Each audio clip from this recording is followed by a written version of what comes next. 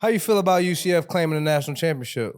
What do you mean claim? Like Claim. we are national champs. you're Like, come on, bro. Y'all played with all these UCF You're not guys national too. champions. Bro, like, come on. What are you talking about? Bro, What are you talking about? We didn't play in the Natty. We did. We were raw. Bro, we are national champs. You did not play in the Natty. The banner the banner is y'all in made. our stadium. No, but It's where- hanging in our But weight where room. in the history We of have football the does it say you rings. guys What had are you it? talking about? That y'all We self-made. celebrate it every year. Self-made championship. Bro, you know how it is. The politics. That's why they had to correct that.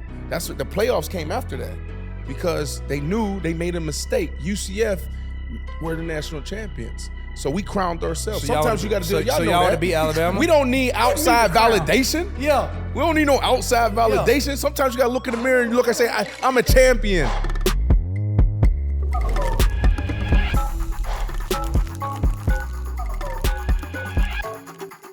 Welcome to Truss Levelz Season 3. As we are sitting here, super excited, not only to introduce myself for another episode, but my dogs, guys who have played on the Saints. No matter how long they had been a part of the Saints. You know what I'm saying? Yeah. my guy, Mark Ingram, Mark Ingram the second, have to say the second because he's the one that was drafted with me in 2011. I was picked 24, he was picked 28. Yes, sir. You know what I'm saying? He is the Saints active leading rusher. You know what I'm saying? That's Ring of Honor, future Ring of Honor Saints running back Mark Ingram, the second over here. Thank you. Appreciate that, Co-host to our podcast, which has been going on, for 3 seasons. Big trust, big levels. It is what it is. And I want to just say, our little podcast, because we got Big Dog, Brandon Marshall. Yeah. Big homie. Host of I Am Athlete. Yeah. The podcast, the way of life, the clothing brand behind it, the gym with it. Yeah. Not to mention, he played in the league 12 years, and me and my dog Mark are just getting to our 12th year. He played 12 years in the league, had six Pro Bowls. You know what I'm saying? Was with the Jets. Was the guy came over to the Saints for a little quick time. Hold on, time out. So you just said you gave Mark this beautiful introduction around being a Saints ring of fame. You showed him a lot of love. You said don't matter how long you play, but a Saint. Basically, how I took it was like once a Saint, always a Saint. And then you say a little bit of time. Like, can I get some real love as a Saint? When I first met you in the Saints building, facts. That's You was there. I was there for 3.5 weeks. That was it. And then Coach Payton comes, knock on the door like he comes in, right? Like, okay, boom. We got Mike T on the other side, right? Running game, nice. The defense, y'all, the first half of the season, y'all ass be weak. And then the second half of the season, something happens. I don't know what happens in New Orleans. Y'all become the top 5 defense, and that's been happening the last 4 or 5 years, okay? So, boom, defense is rolling. Got Coach Payton, got Drew Brees. Man, is this it? We're going to go out as champions. We're going to win the Super Bowl. I'd never been to the playoffs, right? So I get the opportunity to come in. I'm like, dang, they doubling him, running game popping. Now I'm backside. I just need to catch 1 or 2 balls, and it's lights out. Right. I'm getting active. Right. So I'm waiting for 3 weeks. Then Coach finally called me and say, B, you up? I said, all right, no doubt. Put a little couple plays. Everybody got their little package. Had my little plays. Man, we go out there. We ran double over. I almost ran into Mike T. Mike T doing double, triple moves. And Coach Payton Drew Brees They was like, yeah, no, it don't feel right. You got to go down. I'm like, damn, I'm waiting for 3 weeks to get this opportunity. And also like 12 years. I've never been to the playoffs. This is a Super Bowl team. Right. So anyways, 3 days go by. Do. In a wide receiver room. Hey, B, let me holler at you. Coach Payton out there. We put a waiver claim in on this guy. Didn't think we were going to get him. We're picking late. It's a wide receiver. So we're going to have to let you go. And, but stay around, stay in shape. We might call you back. We're going to try to call you back. That was the end of my football career right there. Dang. Bro, how did I Am Athlete even start out? That's what I really want to know. Because, boy, I went to the gym last year, working out with my dog, Keem Hicks, and walked in, was like, damn, this is I Am. He was up there. I said, this is where damn. Like, he really built this from ground zero. Right. Like, how did they even come conception to call it I Am Athlete? Because we know you're, mental health advocate. That's right. Came from all of that. But to put something in the ground, dirt that guys come to and like come through and are able to do everything. It goes back to that case study with Harvard. So this is 2014. Right, like the vision, content, Right. and commerce. That's why I start doing inside the NFL. And when we talk about don't wait until it's too late, like I was literally doing full-time broadcasting while I was active. I was an active athlete, but it was because of Magic Johnson. I was like, why is Magic Johnson still broadcasting? He's probably worth $500 million and he's flying around on ESPN. Why? Because he was pushing the traffic back to his cause, his community. Live Strong, Lance Armstrong. They made billions of dollars for Nike. You understand, off of that yellow wristband. We didn't even know what it was when we was rocking it. Yeah. But they were making millions of dollars off of that. That was commerce, right? That was business. There was a rev share model. So it started there. And again, going to 2018, when Coach Payton cut me, now all these things are flashing. It's like, all right, I'm set, but I got this one little gym over here that I had open since 2012 trying to figure it out. I was like, I don't want to be another athlete going broke. And, now $10 million a year ain't coming in. I can't afford to say, oh yeah, the business needs a cash infusion. Here's 30,000. Right. Here's 40,000. Right. Oh, I can go do this signing, take 50,000, go buy this treadmill. I couldn't do that anymore, right? And so I stayed in New Orleans for a month, and then we went home. And literally for like a month or two, because I still was hopeful, I think Coach Payton was going to call me.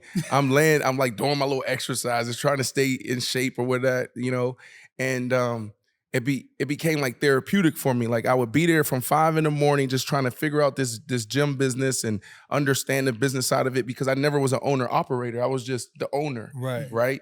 I had to learn what a CRM was. I had to learn how to do meeting cycles and how to evaluate a property, et cetera, et cetera. And so what happened was I'm laying there and from 5 a.m. watching, observing, taking notes, asking questions. And then I'm there at 8 p.m. And that's when I would start my workouts, thinking there may be another call to go back to the NFL. Right. And so what happened was I'll put Sam Cooke's playlist on Pandora, had these like nice little lights on, like a little vibe, because it was like, damn, I just went through a lot today. And then my little FRC coach, stretch coach, would come in and we would do these exercises.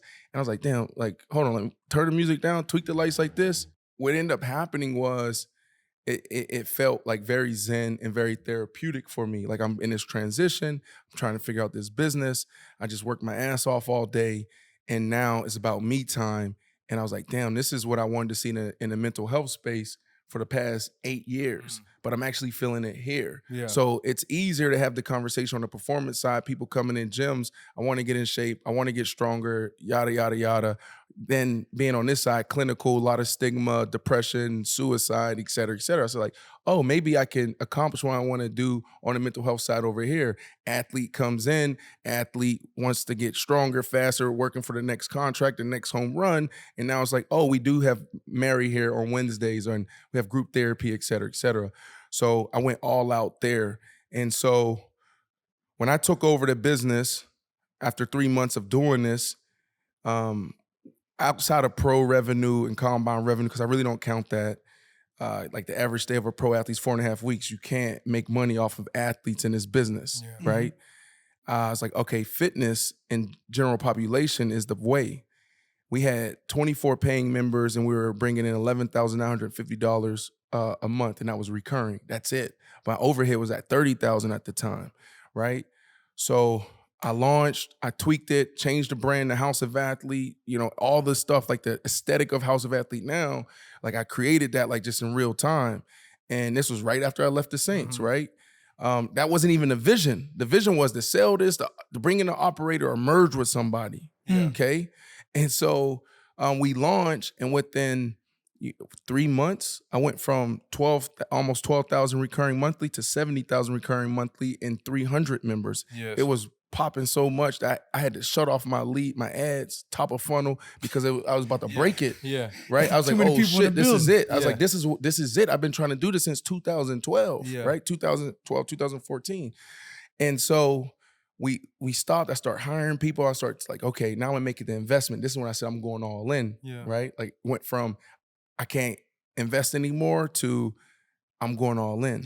And those are the only two metrics I was looking for. 70K recurring in a community, like people stopping their workout, leaving their workout, going to the juice bar, hanging out and talking. They like each other. They like the environment. Boom, taking off. So anyways, we do that. I start hiring people, trying to figure stuff out at a high level. And then the pandemic hit. So when the pandemic hit, I just invested $50,000 in equipment. And I had a social media team to tell the House of Athletes story. And then I'm looking around, you got all these OGs living in my neighborhood, and we're in quarantine. But then you look at ESPN FS1, everybody was broadcasting from Zoom with earpieces. And I was like, shit, this is our opportunity to sell the show. Right? So Channing Crowder, like, would you do a podcast with me? Yeah, of course. One of my all-time favorite teammates jumped in my golf cart, went over around the corner. Fred T's been a neighbor for 10 years. Yo, Fred T, would you do a podcast? Yeah, bro, I'll rock with you. Then I was like, you think Reggie Wayne would? Because Reggie Wayne lived right across the street. Yeah, I'll ask him, I'll talk to him. Right? But the vision was just to sell his show. Yeah. So it was actually, being agile and trying to figure it out while in the pandemic. Just had this beautiful facility, just took off after so many years of trying this out. And now, what is this? It's a shell of a brick and mortar. It's a shell. Like, could it be a studio? And that's how I Am Athlete was birthed. So what does I Am Athlete consist of, though? I haven't been to the gym. You've been trying to get me there. Yeah. We have mutual friends. That's right. And I've been supposed to get down there for about 2 years. Cam has been there before me, which I'm ashamed of. Right. And I'm ashamed. But listen, don't feel ashamed, because we know this as athletes, right? Man, my trainer, Matt Gates. Yeah. Matt Gates was my trainer my entire career. Yeah, Matt Gates. Even in college. He's good. Matt Gates could train me in the park. He could train me in a CrossFit gym. I'm rocking with him. I don't care about all the other stuff. So you found your trainers, you found your team. So you actually, of course, I would love you to train at House of Athlete, but you already got your team. You already found what works for you. Right. So what, I go in House of Athlete, like what's in there? You said there's a juice bar in there too? Yeah. So it's a gym. You have group sessions for mental health. That's right. You have the juice bar. We have the physical. So what it is, it's like, you guys have their own personal trainers. It's our experience. Your 12 years in the NFL, my 13 years in the NFL. If you go into the wet room was inspired by the Saints medical and that whole recovery room, right? We have a float pod, y'all had too. Yep. Right? Float pod. The way, like, cryo the lights chamber. and all of that, bro. Like, yeah. So that was inspired there. And then everything else was inspired by just the basics of a pro facility. Yeah. You have a treatment facility. You have mental health. We have mental health practitioners. We have nutritionists. We have chiropractors. We have all these different gurus. We have strength and conditioning coaches.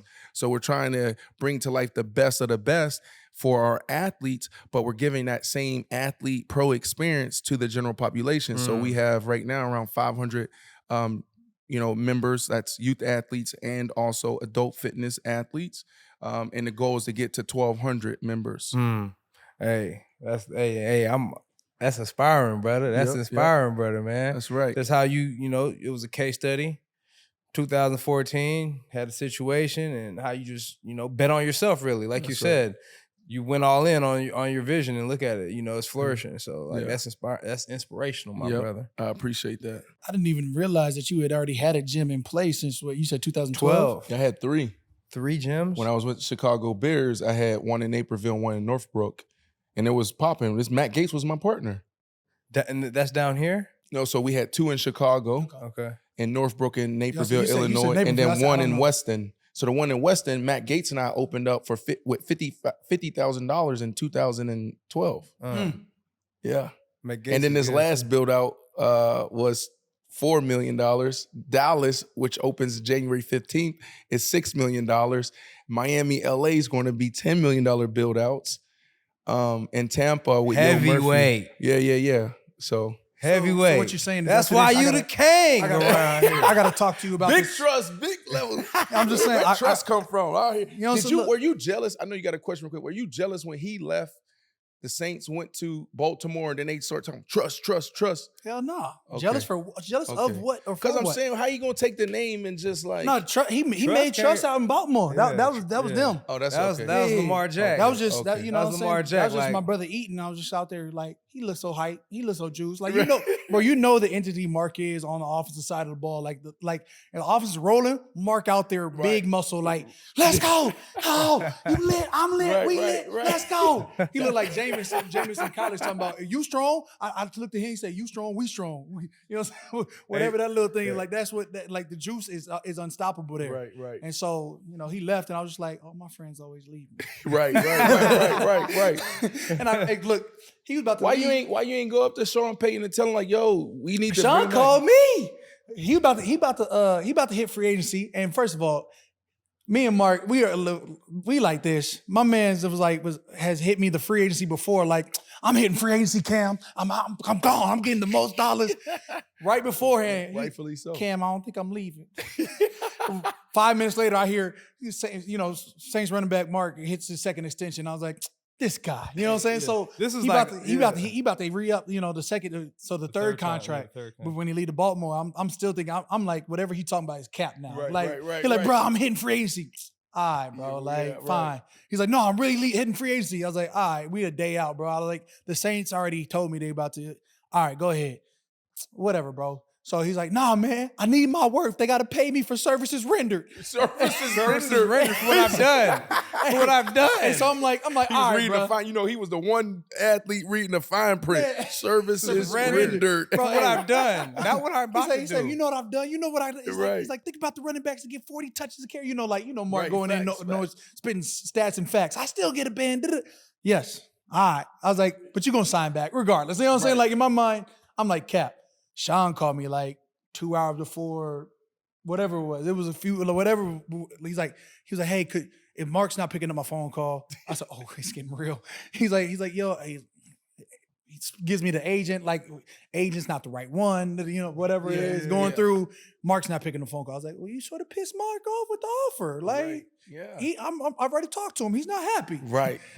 Coach Payton, I love you. Man. I love you, but that was one of your all-time, like, failures. And you had a lot of successes. We've all had a lot of successes and a lot of failures. Letting Mark Ingram go was big, not lower levels. No big trust. No trust. Man. No trust. No trust. Shoot, he was able to go. I appreciate that. He was able to go to Baltimore and take off for a bando. It was crazy. Like, you know what I'm saying? So either way, I still was calling Cap. So then it goes across the ticker. He's like, hitting free agency. I said, no, it goes across the ticker that they signed Latavius because they said, like, if you ain't gonna do this, like, we gonna have to move on. Like, so I'm like, and I love Tay. I love Tay. Tay went to UCF, but it was like, and Tay did well, right? And his years with the Saints. But the thing is, and hopefully there's a lot of coaches listening to this, is like, okay, we see who you are as the football player, like physically on the field, what you bring to the table, but the chemistry and continuity in the locker room and the relationships, man, that's what makes great teams. Right. You know, so being only there for 3.5 weeks, like it was obvious, like, okay, you got Drew Brees, you got Alvin, you got Cam, and you got Mark. They run the team, and then everybody else. There was obviously other leaders in other segments, but it's like that's the juice. Right.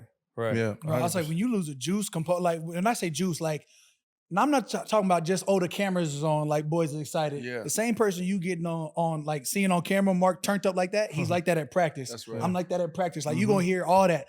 Offense rip one, you gonna hear Mark, yes, sir. I like that. Him.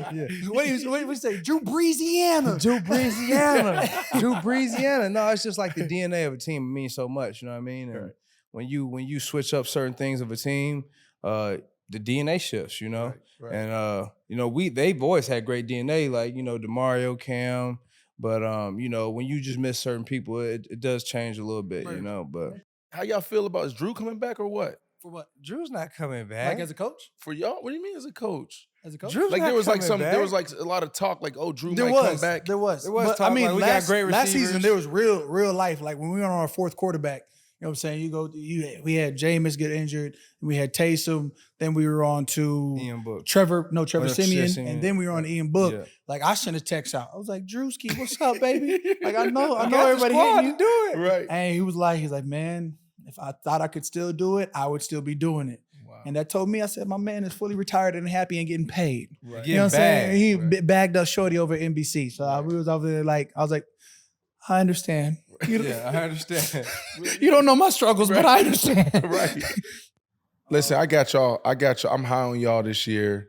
You know, a lot of people, it's going to come down to James. The defense is going to be, you know, now obviously war of attrition, injury, and all this, some things that we can't control. Defensively, y'all going to start off terrible.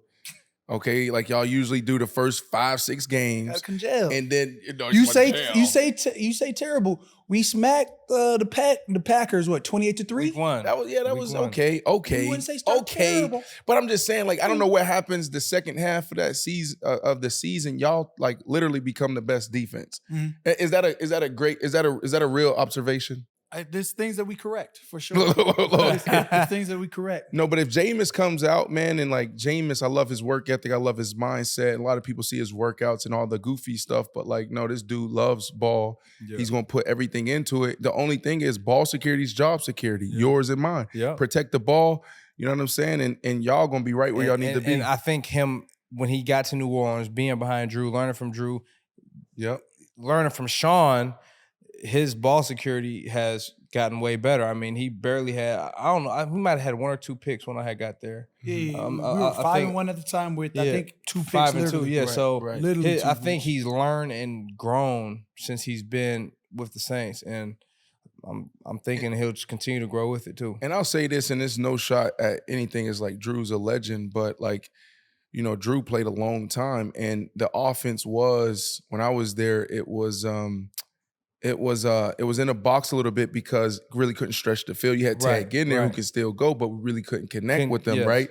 And there's no shot that Drew is just like, he had the shoulder injury back in the day, and so he was limited, right? Yeah. But now when you got Jameis, now you open up the whole playbook. Yep. So that's what I was excited about with Jameis. So hopefully he bounced back from that ACL, and well, he already did, but he's like himself, and things work out. Yeah, he's been spinning in OTAs, but we know that's a lot different. Man, he's been spinning. Yeah, he's been spinning. They keep throwing out the quarterback over at Buffalo as strongest. Josh Allen. Josh Allen. He might be, but Jameis out there tossing him. It's been unanimous. Right. It's been unanimous. It's been unanimous. It's season 3 impressive. So far has been unanimous. We'll do it later, but we don't need to persuade his quick hits. Quick. Okay, we don't need to persuade his quick hits. Now I'm passing it back to you. I'm done talking. No, man. Hey, man. Like we already talked about, man. Just 12 years, 6 Pro Bowls, host of I Am Athlete podcast, owner of I Am Athlete Gym, from Florida, et cetera, et cetera. Went to UCF. That's what I'm saying. Like, went to UCF. Like, but where are you from though originally? I'm originally from Pittsburgh. Pittsburgh. Yeah, I'm really from Pittsburgh. Yep, and then the industrial, and then we moved down to Orlando. Oh my, right? Okay, east side of town. And then you said you moved to Orlando, so I'm like this East Coast dude with a lot of Florida boy in me. How old were you when you left Pittsburgh? I was in 5th grade. Okay. You was. Yeah, so you was in Pittsburgh. You grew up there. Yeah. You might even got your first kiss in there. Right. Like, you know what I'm saying? All like, of that. Yeah. And then everybody's still there. I got sisters and brothers still there. Your whole family everybody's there. We the only ones moved down south. Wow. Moved down south. My father was, I don't know. We talk so open on I Am Athlete. We talk open. Yeah, man. Well, my father was like one of the biggest drug dealers in Pittsburgh, right? And so he looked at us and my brothers and I and said, like, you guys have a chance. I need to change my life for you guys to have a chance. So, we left everything. And before we left, we were standing outside of our house, 241 Mayflower Street, Larmer Avenue.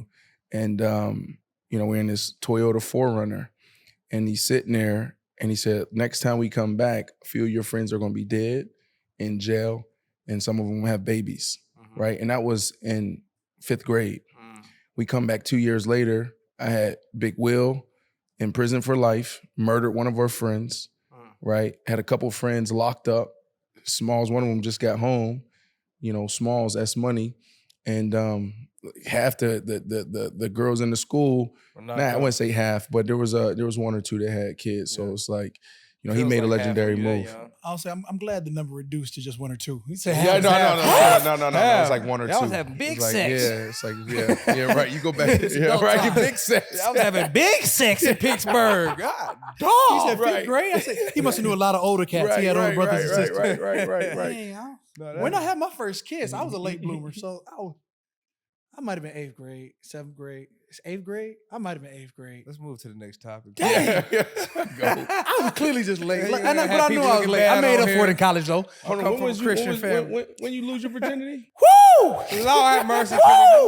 Allegedly, Allegedly. I was supposed to graduate high school, but it happened probably right before graduation. It first. You it- good. That's You- good. That's Look, good, hey, bro. I had Respect. at the time I was like in my mind I was gonna marry my first girlfriend, dude. And We all it didn't were, even right? it didn't even matter about her being my first girlfriend because I don't know if I was in love with her or not. But I was like, I'm rocking with her for You real. remind This, me. this is forever. me, and This I was like, we're together forever.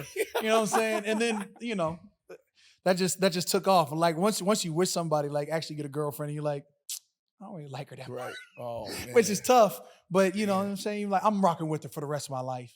And These are my then it happens, you know what I'm It saying? happens. You get your Remember little the first time? What happened? you Tell get us about you the get a first little time. taste of the cake, and Tell then us- you get the whole cake, and you're like, there's probably better cakes out here.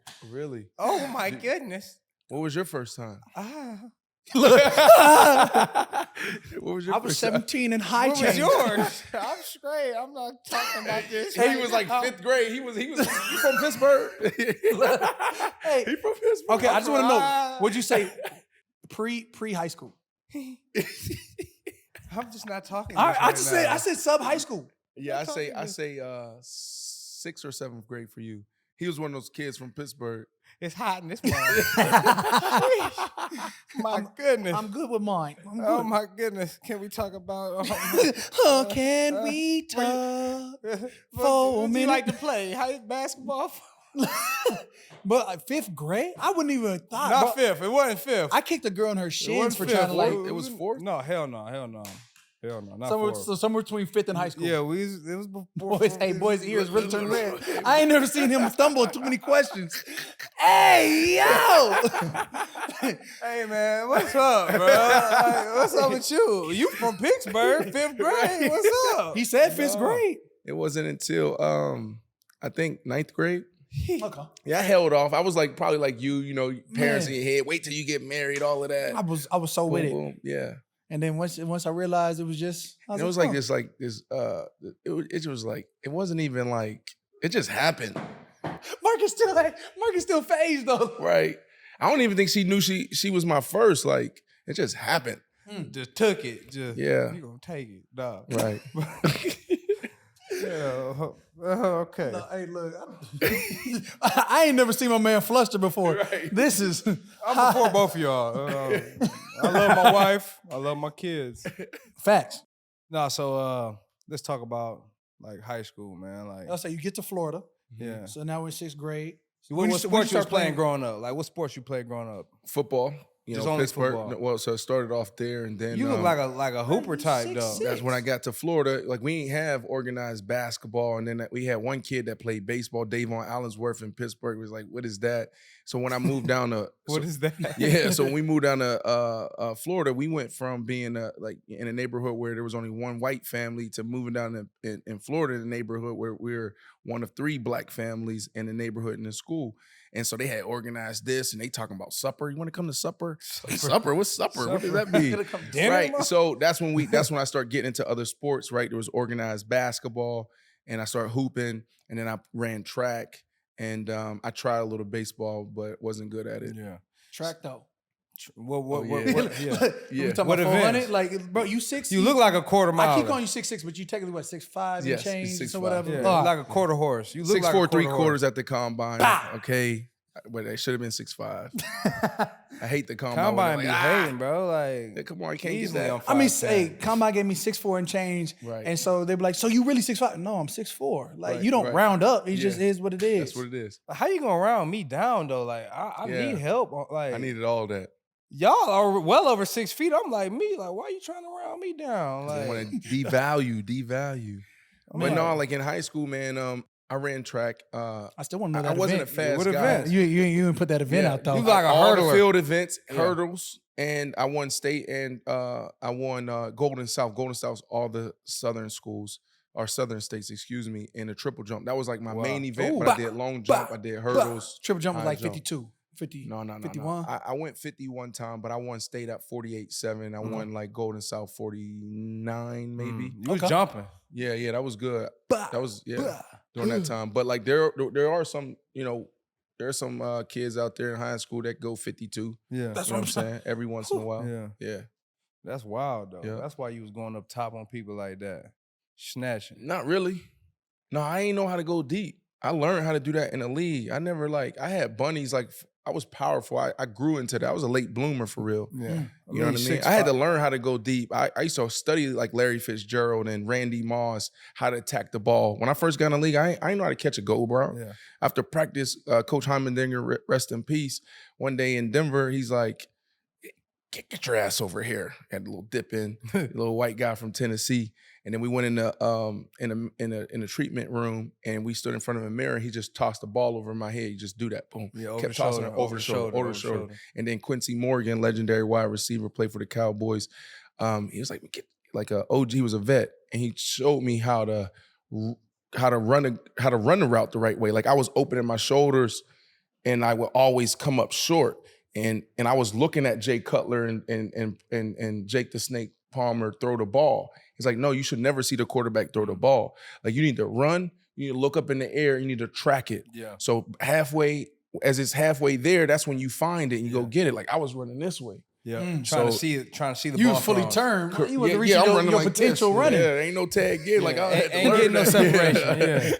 Right. You ain't getting no separation looking like that. Yeah, you no know? separation. But I didn't even really need it. It's just like being able to, like it could be routes on air. I couldn't like the go ball. Like Right. when You to didn't learn that connect. to college. So this whole time you out there going in high school, you Slants. maxing cats off of slants in a couple steps. There you go. Post. Catching it, taking There it you to go. the crib, now route, catch it, take it to the crib. You, break tackle. so let's just be real. So football, right? You said you were late bloomer in terms of like height, weight, whatever. So Right. did you start off wide receiver, or were you like Running back. There we go. Running back. Yep. So running back. That was my game, right? Like I was Getting an athlete, the but I ball grew in up playing space. running back. Yeah. Yeah, I grew. That's why I played the way I played. Like yak, yards after catch. Used to lead the couple years, led the league in Physical. yak. All of that. Yeah. Like I played the position like a running back. Yeah. Just you watch the film, catch the ball, make a dude move, spin, stiff arm, stop, start, Yeah, go. Yeah. You know what I'm saying? I grew like my growth spurt hit in my freshman year and my sophomore year, both springs. So I shot up. But I was still big when I was younger. But when I took off to 6'4", freshman, sophomore year in high school. You took off to 6'4" freshman, sophomore year in high school. That's, yeah. So you started what? Most Eighth start- grade, you was what, 5'11"? I don't even know. Uh. We wasn't even measuring Not back the then. point. Yeah, but it was just like spring came, boom, took off. Then I'm just wondering sophomore why I year hit this boom. spurt. Like I was taller than everybody in the 8th grade. Right. I came back in the 9th, mud just shot up. Like Yeah, you just stayed there. I grew a little bit. Yeah. No, I took off. I took off, bro. And I was still playing running back when I we moved, and they already had like 5, 6 running backs in front of me that was in a youth program. And I was like, no, I'm a running back. They kept trying to put me in different positions. I'm a running back. This is my freshman year in Jamboree. They was like, all right, we're gonna give you an opportunity. They gave me a pitch to the right, 30 yards, little run. And I made 3-4 guys miss, all that stuff, stop, start, spin, all of that. Big play. Second play, same thing, did the same thing, like almost identical, bro, beautiful. And then I fumbled at the end. And that was the last of me playing running back. And so that's when I started learning receiver. So you got loose. You You spun on them, and they just hated on you because the fumble. yeah, I was just I was doing too much. I fumbled. Yeah, right. Like, yeah, that was what it. What we say about James? Ball security, job security, yours and mine. Hey. I'm saying Yeah. But I'm saying, as a freshman, though, like, okay, this boy got sauce, this boy got juice. We're gonna work on you carrying the football. Like, Yeah, but I was tall. I wasn't that fast. Like I was growing. You know what I'm saying? So and they already had 5 or 6 running backs that they had since they were 6 and 7. Yeah. They grew up in that program. Yeah. What you mean you come in here and you gonna play running back? No. Yeah. So high school ball, like what year did you play varsity? End of my freshman year, I got they threw me in a couple games at DB. Then my sophomore year is when I played. Yeah. And now back pedal, B Marsh. Yeah, I was corner safety. could have been a 6'4". Imagine that mother being back Right. there at safety, bro. Ooh. I got offered I'm just gonna at say safety 6'5". at the Florida, like the Gators. When I moved down to Florida, had this dude named Eric Ross, and he was like, "Oh, I'm a Gator. I'm a Gator." I'm like, "What?" Like, all right, and start watching the Gators, and I fell in love with the Gators, and so that was my dream school. And in high school, I got an opportunity, got recruited, and they ended up offering me. Coach Ron Zook offered me at safety. Yeah, I got a Florida offer at safety too. So For real? yeah, I had 8 picks my senior year. Yeah. No, Yeah, I got a Florida offer. I'm like, I'm good at safety on my team. Like, right. I'm the best athlete on my team, but I'm not like really a safety. Were you thinking about NFL when you made that decision, or were you just thinking about the moment? I was just thinking like I'm a running back. Like, right. Like, I'm going off. Like, I played safety because my team needed me on defense. Like, yeah. Right. If there was a receiver, I'd do every other. If there was a receiver I needed to go shadow and follow him, I'd play a series, every other series, and not follow him. But if they didn't have like a number one receiver, I'd just go back in the middle field, play safety. That was my junior senior year. Yeah. And sometimes I played DN if we were running against an option team. Yeah. You know? You was really like a spy. Right, just go hit the type. quarterback. Yeah. No, just hit the quarterback. It's your job. Go hit the quarterback. Yeah. Gotta love when they simplify the option. Right. And they just like dignify, like, hey, we smashing the quarterback, or hey, we taking run. Oh, I don't have to think about this shit. Right. Love it. Go hit that guy. No That's doubt. it. So we know you being humble, man. You was all state, you know what I mean? So what type of offers did you have coming like out of high school? Like, tell me your biggest high school game. I need to know. What's your biggest high school game? Like, Yeah. What 400 yards receiving, 6 touchdowns? Like, what was it? No, it wasn't even that. I had some big games, but I would say my senior year, one, I didn't have a lot of offers. The Gators offered me. Pittsburgh, Pitt offered me after I signed with UCF at quarterback. Right? Because my senior year, I played quarterback. Pitt offered you to play quarterback? Yeah, after. They thought I was a junior.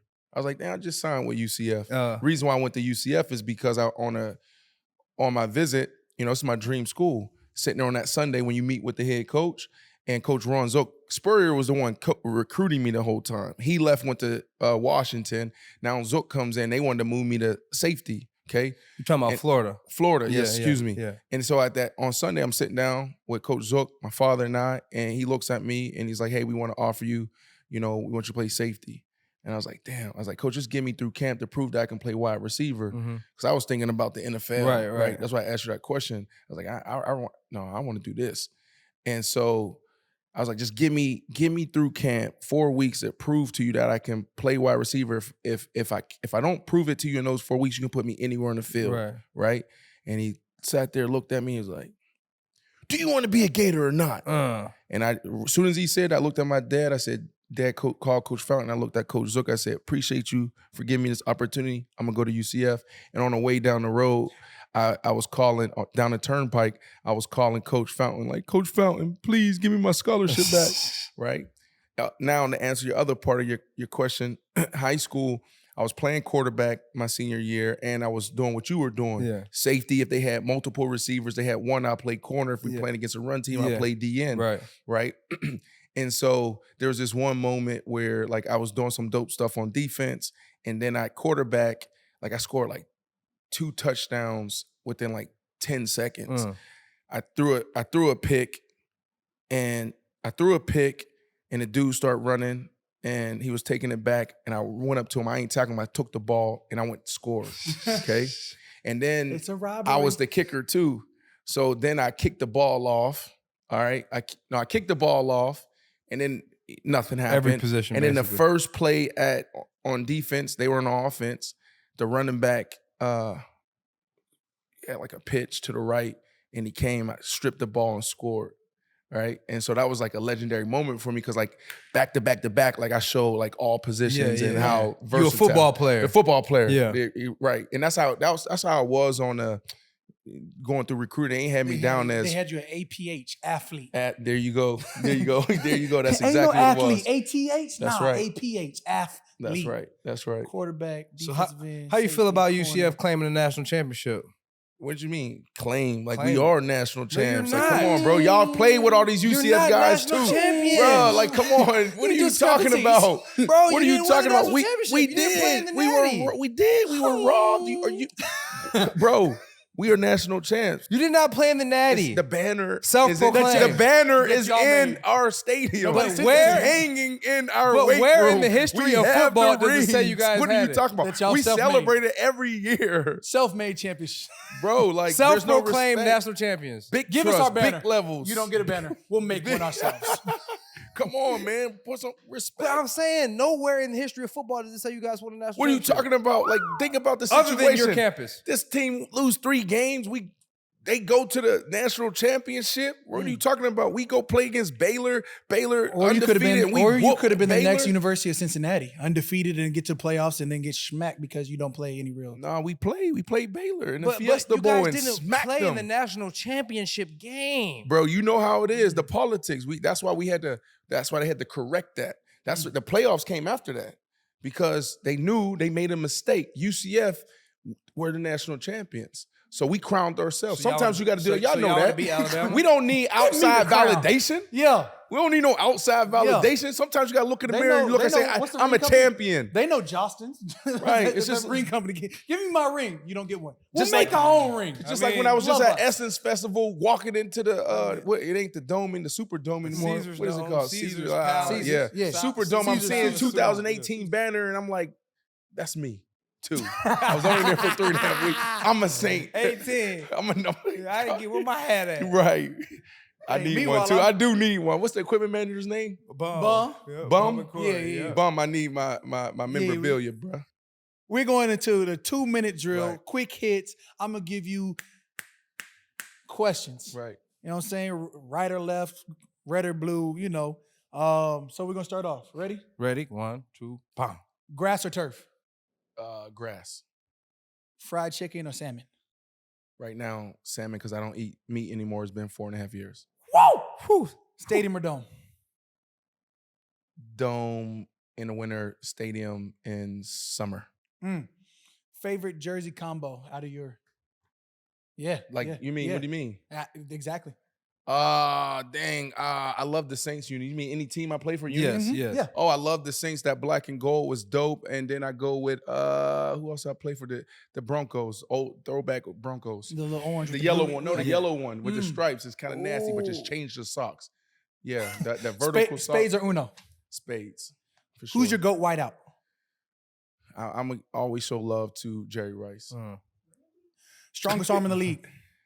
Strongest arm in the league is you got Matthew Stafford, you got Jameis, you got Josh Allen. It's a toss up between, I would say, I don't know. I never 1 really. minute. Yeah, it's give me Josh Allen or Matthew Stafford. Okay. Best hands in the league? Best hands in the league: DeAndre Hopkins. There you go. Times Yeah. 10. Yeah. Cool Ranch or nacho cheese Doritos? Ooh, blue pack, red pack. The nacho cheese. Favorite person you've been tackled by? Like you looked up to him, smack. Yeah, I mean Troy Polamalu, Ed Reed, Ray Lewis, some legends, bro. Legends. Brian Urlacher stepped on my hand one Thursday Night Football. 20 seconds. And then Brandon, I'm so sorry. I thought he did it. He definitely did it on purpose. Favorite TV show? Billions. Your most famous friend? 10 seconds. I don't know. You got famous friends. You. We'll come back. Best football movie? The Program. Yeah. Nobody ever gives that one. That was so. Best rapper alive? Jay-Z. First celebrity crush? Sorry. That's first celebrity crush. Knee high. Mia. Mm. Back, I came up. back Back in Mia the was cut. popping. Yeah, Mia yeah, was yeah, popping yeah. in 96, 215. 97. We had TV Tupac or timeout. Biggie? 220. We had TV timeout. East Coast guy. I love both, but I got to go with Biggie. Injury timeout. It was all those 225. Oh, hold on. TV timeout. We had TV timeout extension. 230. So we got another 30. No, we get 30 more because what Referees happened reviewing. was you can't end the game on a penalty. Go. Favorite NFL stadium? Well, best experience was New Orleans. It was Players under rocking. review. 240. Least favorite NFL stadium? The Raiders back in the day was trash. Terrible experience. And there's one other, but I don't remember. But that was Beyonce trash. blew the lights out in the dome. 2 minutes and How 55 do you like your seconds. eggs? Right now, I love the omelet, but now I'm doing 4 scrambled eggs with a little bit of cheese, and I put a little Tabasco on top. They're kicking people out the stadium. And that's your quick 2 minutes. I'm laying it on Brandon. I said right or left, hot or cold. He said cold. 3 minutes? 3 minutes, 8 seconds, but we had lots of TV time. There was a lot of penalties, bro. Yeah, penalties. We had to review the booth, and they just got sick of it and kicked everybody out. So, yeah, that was good. They had to call John Runyon up top. We had to get the officiating rules from John Runyon. Yes, sir. Yes, sir. Yes, sir, bro. Right, Illustrious 12-year career, 6 Pro Bowls. We got to get to the discrepancies. He said 13. 13. Explain 13. I'm counting playing for the Saints. I'm counting playing for. Did you get a crew season years. for that? Huh? Did you get a crew? Yeah, season? I did. So that's 13 years. Yeah, it's 13. So I the first up until October I was with Seattle. Then I was off a month, and then you got an accrued season for that. Yes, 13 seasons. 13 years. But I only had 10 catches or something. I don't know. But who cares? You had an accrued season. That's going into the I pension. know. That's Yeah, discrepancy. So 13 years. 13 years. Yes. And put respect on my dog. Yes. Bro, don't you ever let me sit up here and not give Right. your year that you are credited for. I need that. That's 13 like 13 years. I know. See, 12. I stole that You got year. to the teens. See, 12, you ain't in them teens. Ooh. That teen is different. Oh, That teen is different. So you started that teen That is is different. true. You feel me? Preteen to teenager. Right. So we with my brother, Brandon Marsh. 13 seasons, 6 Pro Bowls. Dog, got drafted to Denver. Mile High. How long you played there? 4 years. 4 years. 4th round. What was that like though? Like Low-key disrespectful. because I know like that's when the ball down for the practice. That was year 4, huh? Yeah, that was year 4. So what led up to the bat down of the Josh balls? McDaniels, man. Josh McDaniels. I just went back-to-back Damn, years, Daniel. over 100 catches, 1,300 yards, Hey, all of that. damn Daniel. Let me tell you what this man done did. Damn Daniel. 2002, 8, 102, 13, 25, 7 TDs. 2008, 2009, 104, 12, 65, 6 TDs. Oh my God. Pro Bowl 2008. Oh my God. 2009, 2010, 101, 11, 20, 10 TDs. First player in almost 50 years to have 8 games of at least 10 catches. First Broncos player to have 3 consecutive seasons with 100 or more catches. Pro Bowl 2009, set an NFL record for reception in a single season. Pay him. In a single, set an NFL record for reception in a single game with 21. Pay him for services Big rendered. levels. Damn, McDaniel, what you doing? Well, listen. McDaniel? From a business perspective, he probably made the right decision. That's back then, right? Like, y'all been around some players, some wide receivers, emotionally, sometimes we're not always there, right? You said And so that was. there's a couple wide receivers, you know what I'm you saying? guys are Like, and the reason why is, divas no, let me sometimes. tell y'all why. Because we're the only position on the field that I didn't say our destiny is in somebody else's hands. Offensive line, Yep. right? Coordinator, like running backs. Well, we're all I know you were dependent. pissed off at Peyton for not getting, But I'm more of the dependent just load. like you. I'm dependent just like you. I told Cam, like, Right. you're a receiver, I'm a running back. We're dependent on other positions. Yeah, but when you're dependent on the Yep. OC calling the right play, Yep. the lineman blocking, the quarterback delivering. That's you know what I right. mean? So you're a That's right. dependent position just as I am. That's you know right. what I mean? So Well, don't say just as I am, because No. even when you was pissed off at Coach Peyton, you probably were still getting 10 to 12 carries a game. So you have to depend right? on the So quarterback. you still touch the ball. We can go a whole game and not touch the ball at all. But what if my touches aren't quality?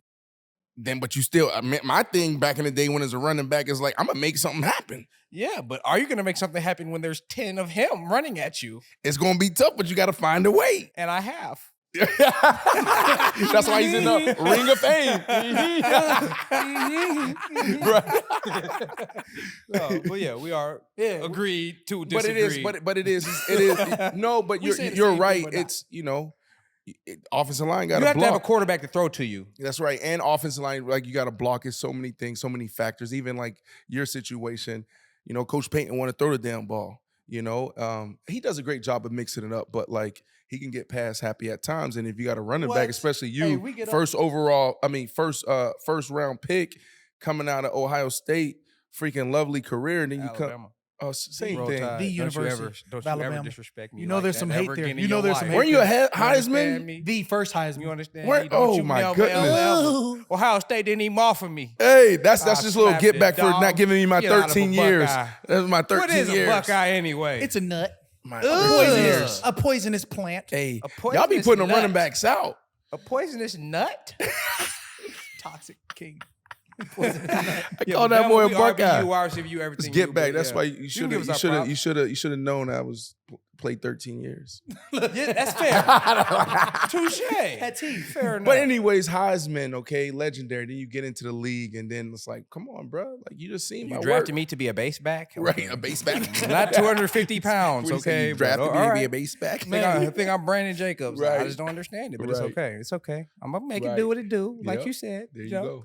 One of my good friends, Rashad Jones. I don't know if you played with him in Miami, right? Yeah, for sure. So I'm like, I'm complaining. I'm like, this, that. He said, Mark, run that motherfucker, man. Just run that bitch. I'm like, from then on, no matter what happened, I'm like, I'm going to run that bitch. Big binky. Regardless. I hear my dog take off. Yeah, but that, I said, oh, he's hollering ass. Hey, you hear it. He got, the little binky, I call it the pacifier. That little mouthpiece that has the air holes in it. Yeah. So you hear him.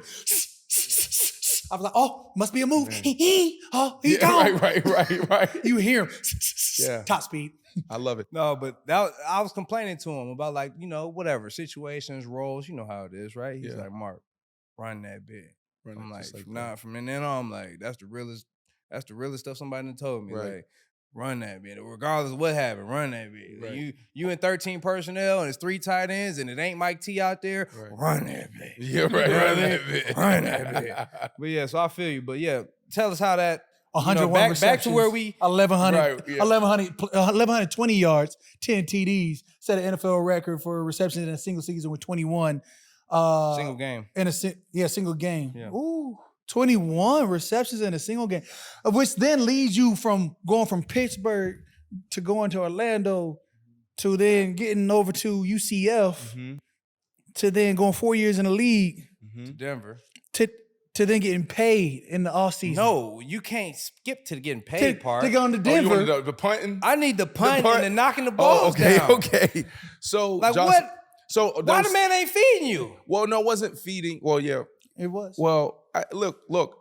The reality is, I was getting in trouble, right? And so they were One second. right. Okay. Trouble's not in Is here. that the whole? Wait. Okay, rookie season 300. You didn't get in trouble your rookie season Right. because you only had 27 receptions, 309 Right. yards. Okay, wait, second season 1,300 yards. Okay, third season 1,200 yards. Fourth season, Yeah, right. 1,100 yards. What trouble? Right. So what trouble? Well, that was the thing though. The environment was different back then. I'm doing the math. That's 4,000 yards in 4 seasons. That's I know. trouble. I In know. 3, really. I know. Because the first season. That's Yeah, trouble. but the situation is he came in as a new guy and on the field. So he was a new head coach in your New fourth head year. coach, phenomenal, and I already outplayed my contract, and I did. You but did. then You were a fourth there's a round pick. responsibility that we have as players off the field, right? And I had to learn. That's I evolved. Probably year 6 is when I actually went from a distraction or a problem in the locker room to being like y'all, and I was a solution. I was one of the leaders, right? Like that didn't come natural to me early. I told you about my father and where I come from, and so like to me it was personal. It wasn't business. So I would come in and I told Josh McDaniels, I was like, I'm more established. This is me talking to coach. I was like that. Yeah. I was like, I'm more established as a wide receiver than you are as a head coach. This is me talking to a coach that way. Yeah. Like, give me my money. Y'all playing. The Jets just said they're going to give me $50 million. And now I got my mom, they live in a hotel right now, a motel. That was when I was coming into the league. But I'm still off of a fourth round contract. Yes. Right. You understand? So like, And I that just was $235,000, and I got mom. I got a sister with 2 kids, And I just had the best season as a receiver, one of the top receiver correct. seasons. And the past 3 years. you're there. You're seeing the money being spent. You're seeing Javon Walker just got $40 million. You're looking at the numbers. Y'all know how it is. We see the market. Yeah. It's easy. Yeah. Here's the market. This is where I should be paid. This is my value. But what I didn't understand at the time is that look, as much as you contribute on the field, you got to do the same thing as a man and as a leader in the community. Yes, That's sir. a big responsibility. 100%. You understand? 100%. So it ended up working out, and I still got paid. The following year. Yeah. And it's a story to tell. But I kicked the ball. So this is what happened, Mark. Okay, I'm being an asshole. I always heard about that. So I Right, need to I hear know, it. great. I gotta hear it. So the whole offseason, right? Like, all these teams. So Well, this you is got a couple after teams. this is after your fourth year. After No, your Pro Bowl? So after the 3 years, Coach Shanahan gets fired. They hire Coach McDaniels from the New England Patriots. He is the boy genius, offensive wonder. Right. He's the new hot head coach candidate. We But it's hire from the him. Patriots, so you know from it's my way. Yeah, There you the go. Patriot way. The And he Patriot came way. in. He came in with Tom Brady that way. energy. That's right. And so he comes Tom in, Brady way. and for his very first call to me, I was in Tampa for the Super Bowl, and the Radio Row, and I'm like, yeah. They asked him about the Super Bowl. I was like, yeah. Next year, our goal, like any other team's goal, is to win a Super Bowl. He calls me that night. It's February, bro. He just got the job. Hey, Brandon, how you doing? It's Coach Josh McDaniels. Yeah, what's up, Coach? Yeah, you're down here in the Super Bowl. Okay, cool. Really quickly, Brandon, we don't talk about Super Bowl around here. I've been there several times. I know how hard it is to get there, and so we got to earn that. We're not going to talk about that. Like, boom. So that was the first time I talked to him, right? That was the first time I talked to him. And then we come in, and then he puts all these plays on there. We was the number 2 offense behind Drew Brees. The year they won the Saints won the Super Bowl, Yeah, 09. we were number 1 offense that whole year. Drew and the Saints, Colston, Reggie Bush, the last game of the season, they dethroned us. We young guns, me, Jay Cutler, Tony Scheffler, Ryan Clady, like all these young, like freaking Eddie Royal on the other side, like just a young, vibrant offense, bro. And so we feeling ourselves. The defense wasn't that good. Okay. So he comes in, the first thing he does in their team meeting was like, look at all these terrible plays. Y'all think y'all hot shit. You look at the offense. Like, this is trash. And then he started bashing Jay Cutler. He tried to trade Jay, right? So it started off really rocky. And so that, like me with that attitude, I had the hoodie on for the rest of the year, and I was in the last row in a team meeting. I'm not taking no notes. I'm not learning your plays, respect, et cetera, right? And my agent used to always tell me, like, Brandon, you don't got your FU money yet. You got to learn to be diplomatic, blah, blah, blah, blah. I'm like, no, it's principle. Like, I ain't vibing with this dude here.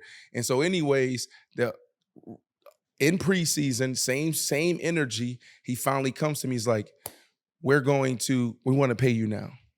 And he said, it's been tough all offseason. We want you to stay back. We're going to go play Seattle in a preseason game. So you stay back, get your mind right, and we're going to negotiate with your agent, okay? And we're going to get this deal done. We're going to start fresh on Monday, okay? Boom. He comes.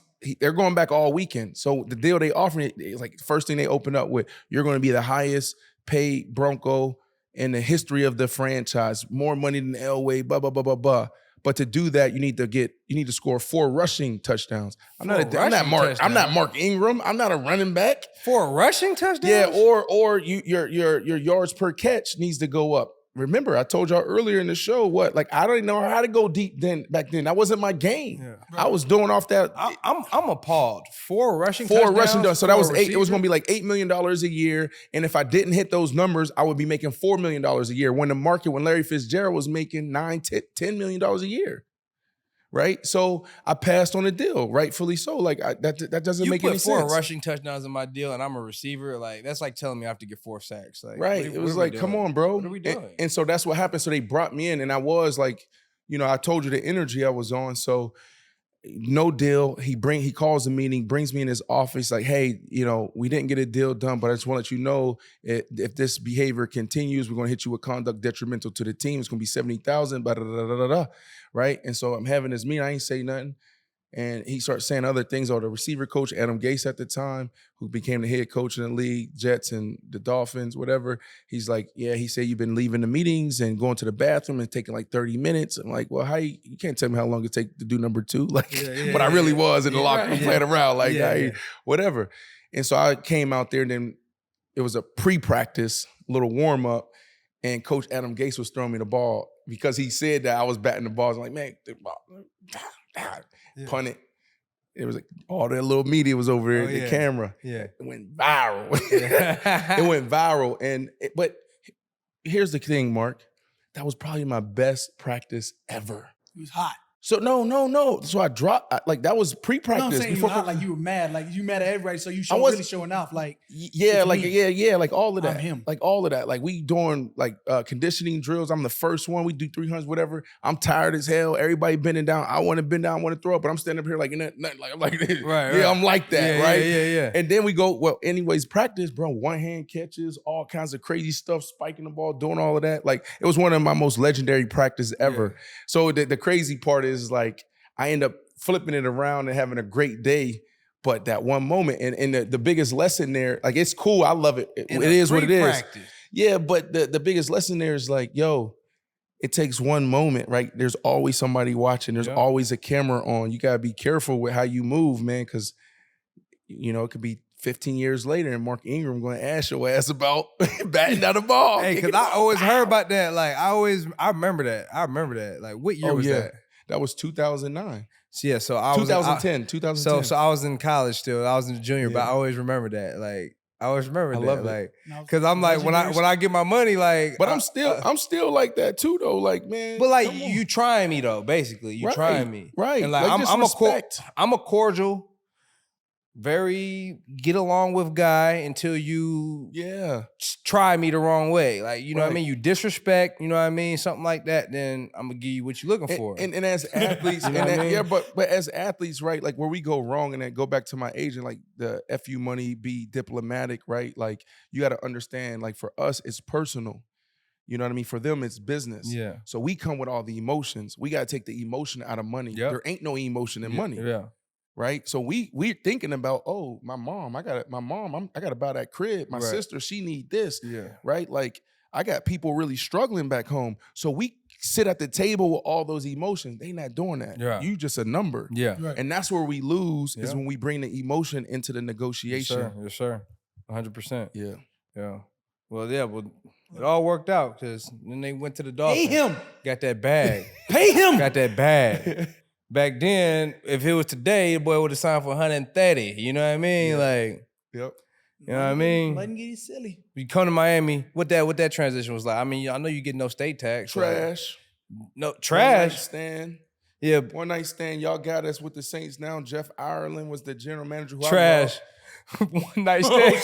Yeah, but the whole Jeff gonna be watching this. It was tough, and Jeff will tell you this. And to me, he one day he still. It could have been a trash. It had to be a legendary one night stand because you went for 81 catches, 1,200, 6 TDs, and you was the MVP of the Pro Bowl. But that was nothing. Like how you go from, but you gotta. I went from 170 targets to like 130, 100 something catches to 81. Like now, like that is the standard for me. I had no. I didn't think about stats. When I was in college, man, me and Mike Sims Walker, we was like, yo, where's the ball going? I got my 100. You want this? Go. Boom. It was like selflessness, right? Yeah. It's kind of like how you and AK is, right? Like just, we in it together, bro. Right. And then when I got to the league, that's when I was like, oh shit, like people are out here for themselves or whatever. Mm-hmm. So boom, I broke out and then, I had 100 catches like that. Boom. And so I was like, oh, that felt easy. So every year I was like, that's the standard. Yeah. So you go from having 100 catches, which you can do that in your sleep, to now it's 80. Mm-hmm. I was pissed off. Yeah.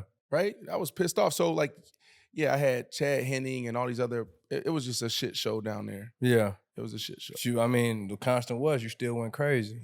That's not crazy, Mark. 80 catches is not crazy. The 1,200 yards. The 1,200, yeah. That was pretty solid. And the MVP of the Pro Bowl game. Like, well, that was cool. What'd you do for that? That's not crazy. That was cool. MVP of the Pro Bowl game. Like, so what was the stat line of the game? Like 4 touchdowns. I watched that game, but I just don't remember. But yeah, that's what it was. I love y'all, man. You give us an opportunity to reminisce a little bit. Talk about the old days. Like, I love the football. Let's go talk. Man, listen, we ain't gonna bring y'all here. We know who you are. We gonna get the whole picture. I was pissed off because I was playing for the Dolphins and 80 catches. It was a shit show, like I said. And I wanted to have a legendary moment to remind everybody that, like, I'm still him, right? Him dunking. And so I go in there and like I prepared for this. I prepared. Like, I was like, I'm working out. All the other Pro Bowls, I wasn't working out. This one, I was like, no, I'm going to go work out. And then I walked into the stadium, And then I looked up and I saw all of the MVPs. I saw Jerry Rice. I saw Chris Carter. I saw all Joe Montana, all these legendary names. I said, that's what I want. And so before the game, I went to Coach Cool, who was the head coach of the Texans, Kubiak. And I said, Coach, I want to win MVP. He said, okay. He said, all right, we got you. And so like they were double moves doing all this other stuff. And then it just happened. Yeah. That's dope though. MVP. So what'd you win for that?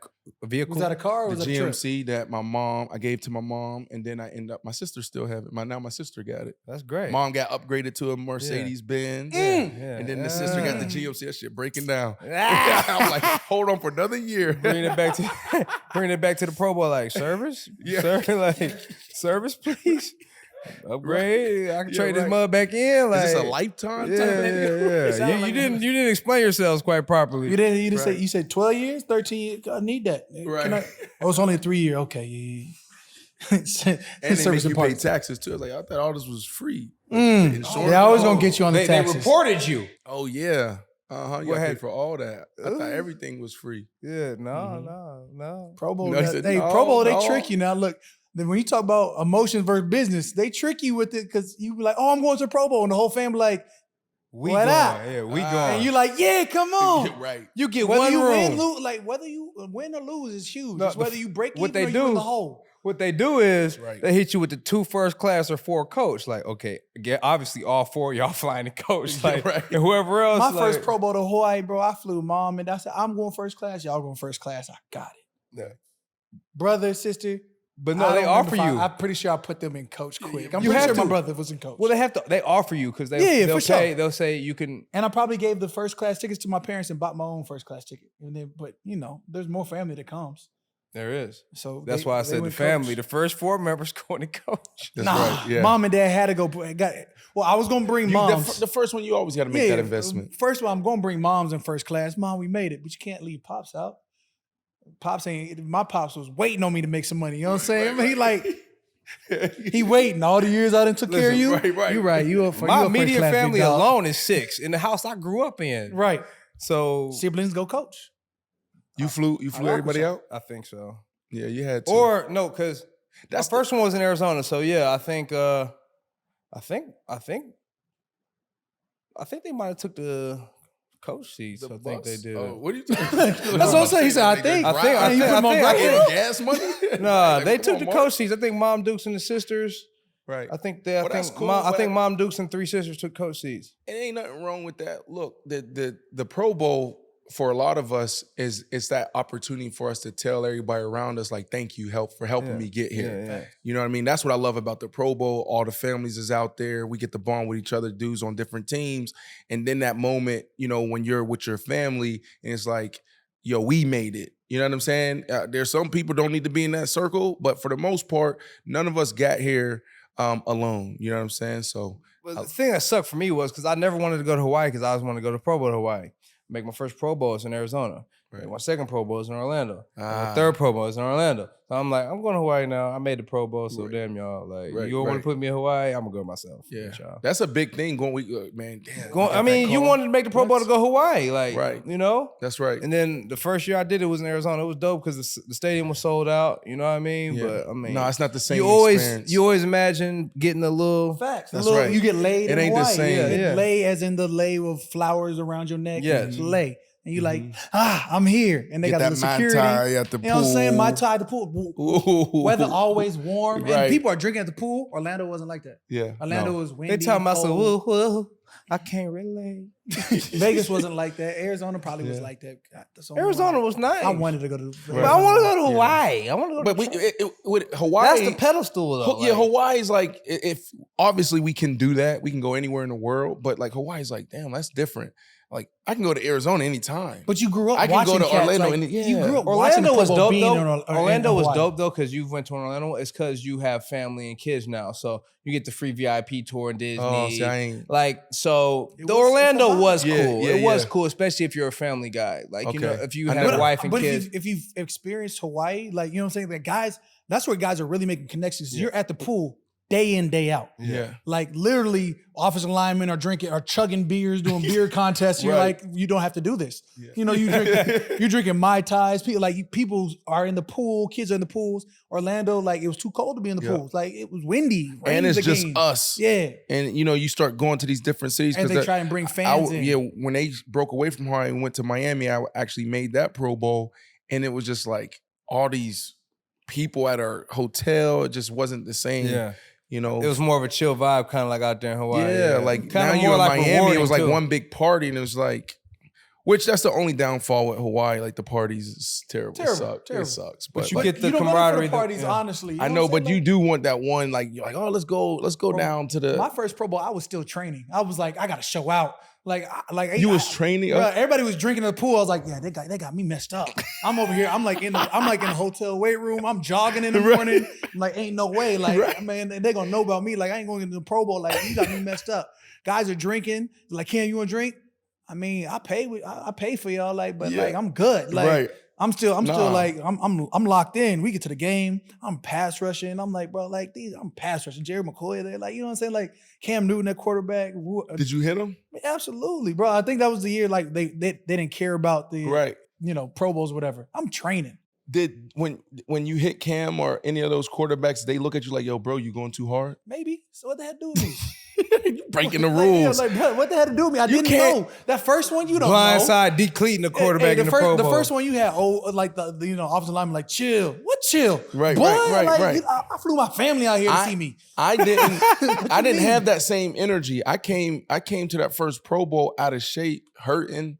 You know what I'm saying? I didn't even know how to train and rehab. And what made me start taking it serious was that first Pro Bowl. I had a dart, a one-step slant. Peyton Manning was the quarterback. Peyton Manning threw me the ball, was a touchdown.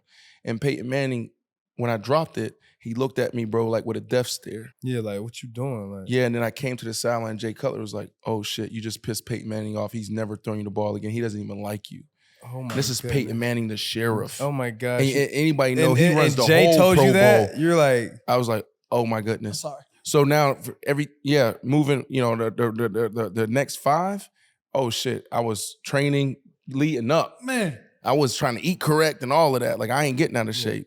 bro, I was always trying to tote that mug, like trying to get me MVP. I'm like, For real? y'all only feed me 3 times. Like, You rotating in and bro, I'm out. like, at least send me out on a route or something. I'm trying to get this MVP. Like You B look like the Marsh. dude that goes to the Pro Bowl and it's like, let me go play DB.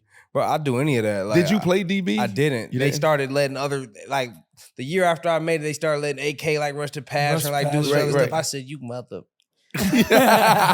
You know I would have just club swipe, swam back inside and decleated me a mug. Hey, Like, they definitely asked her, like, can you play tight end? I was like, I don't. I don't. The last couple, like, had you caught me them first 3, I probably would have been all in. Right. no, but now What you want from me? now I'm you like, right. I'm like, red zone? Right. If it ain't red zone, I don't. No, now you make Right. you like, what's the least amount of snaps I could take, please? No, like, I still want all of them because I feel like not bro, me. it's I don't so want all fun. of them. It's so fun to pass rush when you have elite across the table. Yeah. You know what I'm saying? Like, And it's a Pro Bowl. All it is Deep pass. bro, what? Yeah. Like one of them times, you're like Aaron Donald. He like, likes it first, 'cause it's second only Pro Bowl, pass, like, though. He's actually going like he's in there. Like, bro, when have I ever just been like, I want to pass rush the whole game? Bro, I am the most complete defensive end, so I'd be like, oh, this, I'm right, I'm stopping the run. I'm stopping the run. You hear what he said? though? He is, though. There's you hear what he facts. said? But These are yeah. big facts. You can talk that talk. But like, but that's That's what I'm saying. Like, He likes you almost get to a every Pro snap Bowl, in the and Pro Bowl. if it's 60 plays, it's all 60 pass rush. Like, I don't Right. think about stopping the run. No, I need this don't draw play right a back game like that. underneath. Yeah, I don't play a game like that. Like in the game, I'm over here like first, second down. Let me see formation. Ooh, 12 personnel. Yeah. Ooh, big boy right here. Ooh, he clenched his hand. I know what this is. We stopping this run. I'm choking this muff out. You know what I'm saying? Like, so there's things. So it goes out like, oh, He you know, clenched you his only hand. have. You didn't hear that. What, He clenched his hand. What's some of the other tells? I love that talk. He Man. clenched his hand. So But you know what I'm talking about? With the offensive lineman be like, because you Yeah. know in the past, boy's scared. Like, you know, he's fat. Like, so all he's trying to do is backpedal. He be, you know, light in his stance. You see the weight come back. Sometimes them really fat mugs be out there with the leg out. That be look like he's broken. Like he be out there. I'm like, bro, how is that a stance? Like you can't You can't be comfortable there. Right. like boy, just like, bro, like what So they told giving you to get it? they giving Some up of the tell. some of them, yeah, some of them got the tell. Right. And like, you know what I'm saying? Like sometimes you see it on film, you like, thank you, Lord. Like you always look out. What was the like one moment you watching film and you saw a tell? It's like, oh shit, there's that tendency. Bruh. And then you found it, and then you went in the game, and it was like, And it was like back to back every time. Yeah. And you knew you hit the lottery. Right. And then you was 3.5 sacks in against Carolina. Ooh. And you was like, thank you, Lord. Ooh, what was the tell? I'll never tell. He's still active. I need him. And it may not have been the guy I'm going against. I might have been peeking on the other side. You know what I'm saying? We locked in. Right. Bro, you'll see me sometimes, like if I catch a tail, like and I keep calling it a shot clock. Like I'll know the quarterback's cadence to where you know exactly where he likes to hike the ball. So then you really getting good get off. Right. So now you just need to look at the line or something that's going to tell you the ball, like it's a run or pass. You put 1 + 1 together and it's 2. Oh Lord, we flying. I thought, Lord Jesus, It's a 5. Thought somebody was Like you know what I'm barbecuing. saying? Like as a wide receiver, you had telltales like against the DB, like you knew who was scared of you, like they like back up off you, or Right. like you know what I'm saying. If you knew it was man coverage, you'd be pressed, Yeah. or whatever it is. But like you knew you had a donkey when you had one. My biggest tell was actually when I was giving up. I'm playing against Bill Belichick and the Patriots. I was with the Jets at the time, and this is like my best year, right? 1,500 yards, all pro season. Like I'm them. I'm there, right? And so I'm playing against Logan Ryan at the time, and Logan Ryan wasn't Logan Ryan at the time. Like I'm like, who is this guy? Yeah. And I couldn't get off the line of scrimmage. I couldn't like get 5 yards down the field. And the first quarter was tough. The second quarter I come out and I saw him peeking at my feet. He looked at my feet, then he looked back at McCourty twin, and he did something. It's like, damn, what's my tell? Right? Depending on what foot I had up, determined how he played me. Depending on how I moved my arms and all that, determined how he played me. And I was so pissed off. I'm like, damn, this is Logan Ryan. Yeah. Like, come on now. Right. Halftime win, I said, I don't know what the tell is. I'm just going to do the opposite, right? And I went out there, did the opposite, and started eating. Hey, messed him up. Yeah, then I went and started watching tells film. I was wasn't like, telling. oh. And then we used that same strategy the second time around. And Fitz, I was like, here's the tell. You look at the corner over me, Logan, that's going to tell you the whole defense. If he's here, he does this is what's going to happen. If he's on me tight, this is what's going to happen. So all you got to do is look at me, and that says everything. So we had all these checks in that game, and we blew their ass out. So Ryan Fitzpatrick would come out, look, boom, boom, boom. You want to tell? Yeah, right. I'll give you a fish tail. You ain't gonna get this. Right. But that shows how when we talk about like preparation and we talk about like just, all-time coaches, Bill Belichick, like his team gonna be prepared. The only other coach that's like that, you got Bill Belichick and you got Coach Payton. Mm-hmm. Like the way he prepares, like it's crazy. After that year, you go to Chicago. Yep. That transition there. You were there in Chicago, what, 2 years? 3. 3. And thought I was gonna retire there. It was one of the greatest, like I talked about that moment with the Saints, but talk about football cities and one of the greatest environments. How y'all had y'all locker room, the core guys. Man, that's the first time I saw a team. Brian Urlacher, Lance Briggs, Peanut Tillman, Julius Peppers, Izzy Adonijay, right? You got Jay Cutler on one side, Devin Hester, right? Like unbelievable. And it was just like sad how we imploded. Right.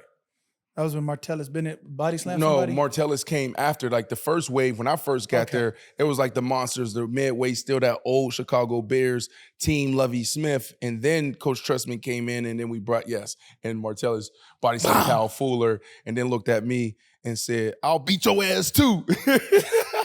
Why he was just wanted to beef with everybody? No, Like- because it was just we in camp. Y'all know how camp is. yeah. And Blood was running out. and, He yeah, could have Marty, jacked up like my neck. Marty, so he's like he's like the strongest human being I've ever been around. And like people were just doing too much. The defensive end going too hard. And then coach was telling Marty to slow down. And Marty's like, well, what about me? And then dude took a cheap shot on Marty, and he took it out on Lil Kyle Fuller. I'm like, we need him. Thinking about the Super Bowl, right? I'm thinking my career about to be all right. I need to go to the playoffs. Yeah. Like, we need him. He's like, you need me too. Touche. Right. Facts. Touche. Look, snap at the Bears, go for 100 receptions, per season, first Bear player to have multiple 100 receiving seasons.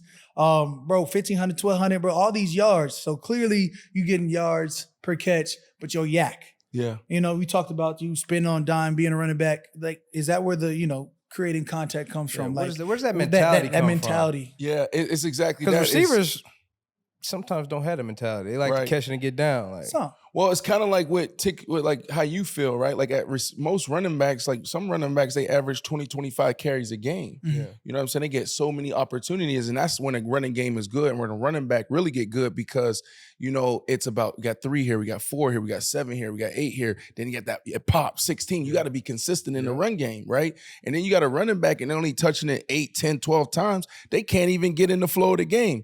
So, it's, when you don't have those many opportunities, it does something to your mindset and your psyche as a ball player. And then as a receiver, think about that. Now it's cut in half. Now it's if you can get 6 to 10 targets, that's a win. Yes. So the mindset came was like, and it was in college.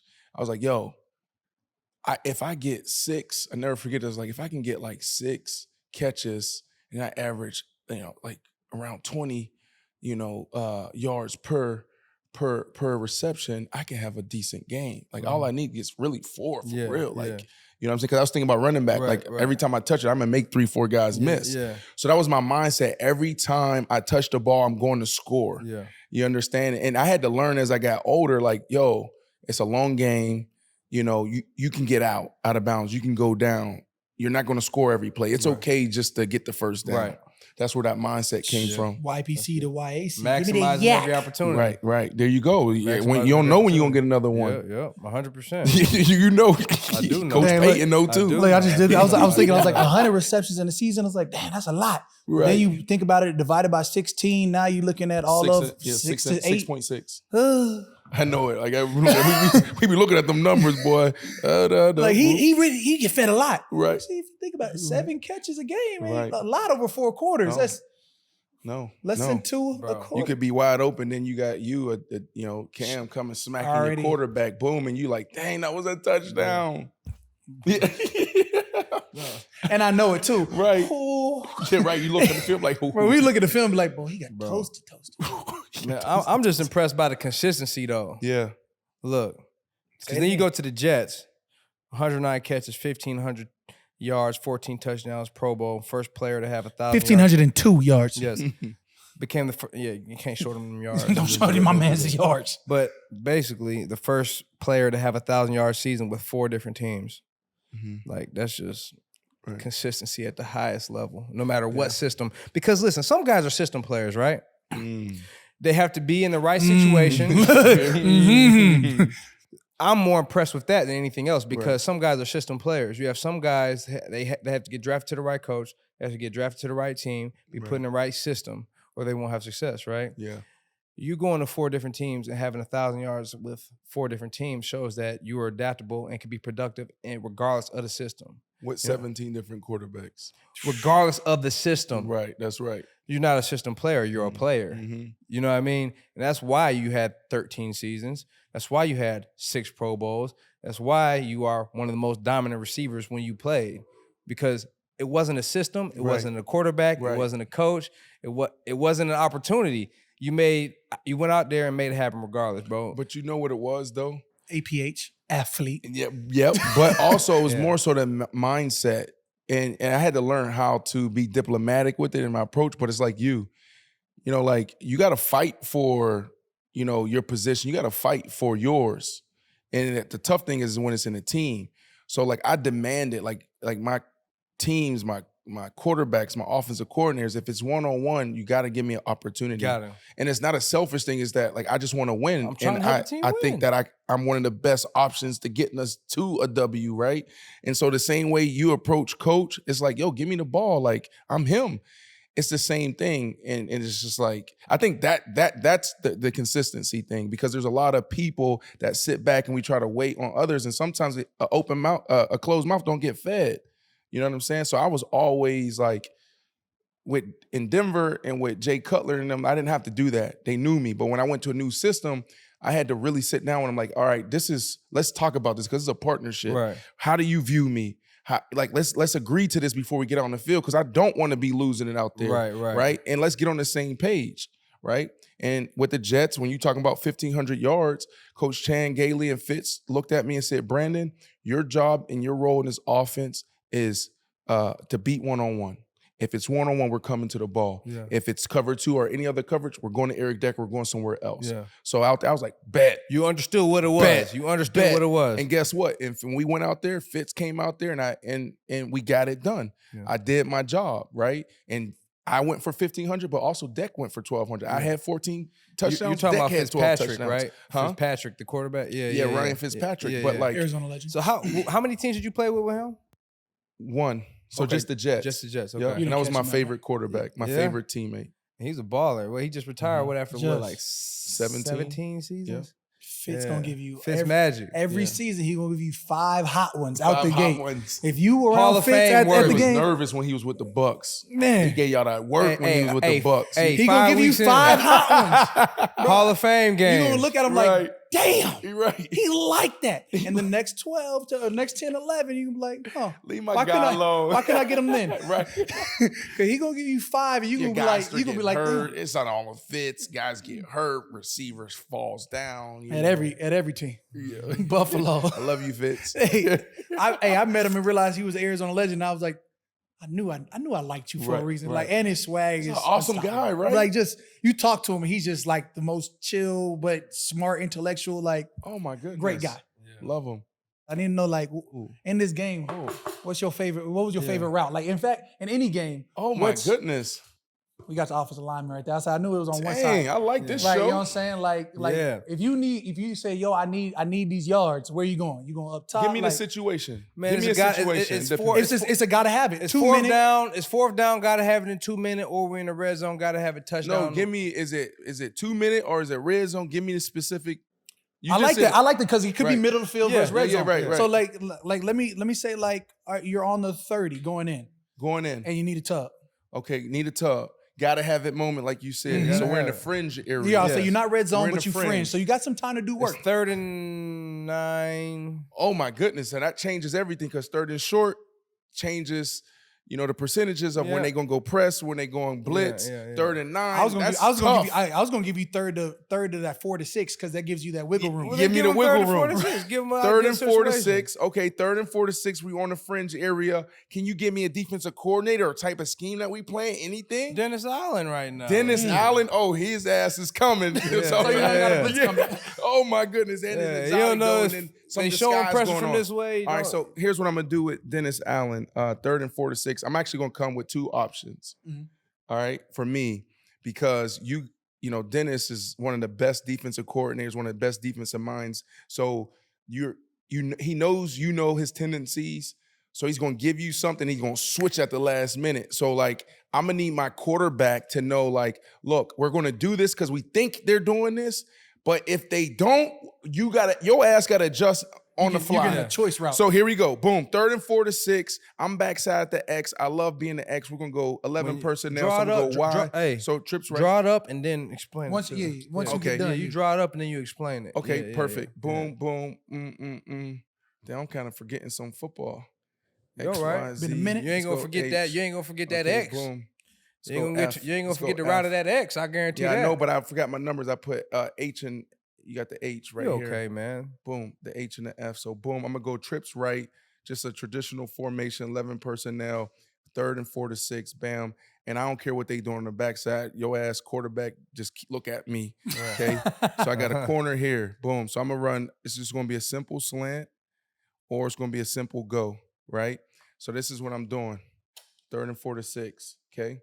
So that gives me. Y'all call? I call that the choice route when you have multiple options. Well, a choice route is from someone from the slaughter from the back coming out the backfield. This can be a choice route, but he's gonna do it based off coverage. Okay. Right. Because all right, y'all gonna put y'all best corner on me. He might be pressed, so now I'm gonna go because I can't get beat on the go. Yeah. Like even when I'm covered, I'm open because I'm 6'5", 230. That's just God-given. I'm blessed, right? So just throw it up. And those 50-50 balls that we talk about, it's not a 50-50 ball. Like, that's why I got paid. I need to be 80-20. Yeah. You know what I'm saying? So throw it anywhere. Man, I'm how going we to go on get the the same ball. court there? I could have said 75-25. I said 80-20. 80-20, but 80-20. because you know football. Because I know you IQ up top off is poke right. chop, That's right. taking it off the back of his head. That's I know right. that. I've That's seen right. it. And then this slant, if he's off, right, because we thinking y'all going to do some type of blitz, boom, he might press. So you got the hot answer. I got that. And then, if he going to play off, right, because now I got my slant, and now what I'm banking on this slant is mano-y-mano. I'm going to catch this ball, and now I'm going to break that tackle. He's not, this first guy is not taking me down. And you to the second level. Boom, there you go. And you known for that. Breaking tackles There on you the go. run. Big There you yak. There you go. I don't And like y'all don't know yak, that's yards after the catch. I don't you like go. me, I love me. That's So let's go. love the mindset. I don't like me, I love me. I love me. Let's go drive. We'll go here. Ooh, I don't know what I'm doing here. We'll go big box. Get him out of there. And then I need Mark right here on the backside. Mark, I need your ass to stay in block. That's okay. I'll do Come that. on, just stay in block. I'll do that. Hey, you just make Just sure you move. catch the ball, get tackled on the one. Just don't yell like repay me that Because way. he know you got safety coming off the edge right there. Yeah. Don't yell like Coach Payton. I want the ball. Throw me the ball. No, it's okay. Just you catch the ball. Call your agent. He team player. You catch the ball, get tackled on the one, and that's how you repay me for my touchdown. Yeah, right. That's the worst, bruh. I'll buy you dinner. Talk about that situation though. A lot of people don't understand that, wide receiver, you get an opportunity to score a touchdown and you get tackled at the 1 or 2. You know you're not getting that ball. Here come Mark Ingram running in. Just big smile, big trust. I got to add Big this. trust. Right, thank you. Yeah, but I got to spiking dance. Flip the script. Right. You've been the running back the entire series. Hurry up offense, and you get to the 2. You tote one for like 20. Get tackled at the 2 or 3. And then because you've been in that whole series, they sub running backs. Oh my goodness. Mark, you ain't doing this? You ain't waving them? No. Look at you see, look, Ja. Hey, I only said it because I've seen this happen, and I've seen what happens after. You're right. Bruh. Okay. Right. Shit ain't funny. Why receiver? He said it ain't Shit ain't funny, bro. Right. I ain't Bruh. laughing. Hey, wide we receiver? establishing that before the game or the Listen. season. I'm not coming out. Listen, bro. If I run this mug down there, you give me a chance to run it in. If you run it down there, you give yourself a chance to run it in. But what if there. you tired though, bro? Listen, bro, don't take me out because I But could you run 2 yards. you like your tongue out your mouth, your hands on your knees, bro. You bending over. And I'll bear crawl my way in. No, I'm not coming out. You finding a way. I'm not coming out the game, especially like now. If you're gonna throw it, I don't care who you put in the game. But if you're gonna run this ball, like, and I got it down there, you got to give me a chance. You know what I mean? You got to give me a chance. Is that like an unwritten rule at the running back position? I don't even want to go in the game. Like, say AK is running the ball and he gets down to the 1. He's had a catch for 10 yards, first down, a run for 6 yards, a run for 8 yards, and we're on the 1. Like, and they call me in because it's my number on the goal line play per se. I'm not going in just because I don't want principle. He don't work for that. Right. He don't work for that. I'm not going in unless he says, Mark, like he's on the field like this, like, you know what I mean? Right. I'm not going in the game. And I think that's vice versa too. Like, he would be like, no, stay. Right. But that's just a respect thing. Like, you worked and you deserve the opportunity if we gonna run it. That's now, if right. you're gonna throw it, Yeah. I'm cool. But if you're gonna run this ball, you at least got to give me a shot. If I don't get it, then you got to do your thing. You know what I mean? But See, at least I never knew that was like an unwritten rule in the running back room. I'll say you. So you take It this, should you take be. this slant. Now, from some the people 30 to the 1 or 2, and they look to sub you out. Then what happened? Well, it's the same thing. If it's pass play, I ain't coming out. It's third down in red zone, I'm not coming out the game. I don't care how tired I am. I'm finding a way. You got to. Now, if it's a run play, cool. But like I also knew as a receiver, like if I come off the field, then people thinking, oh, it's a run. So I had to find a way to stay out there. Right. If you that number 1 receiver, you gotta find a way to stay out there. But when you have a big receiver like him too, you're never safe on the 1 yard line because they could go. That You little say- quick. We call them little slant. you could do the now route, or you could just give him 2 fade balls.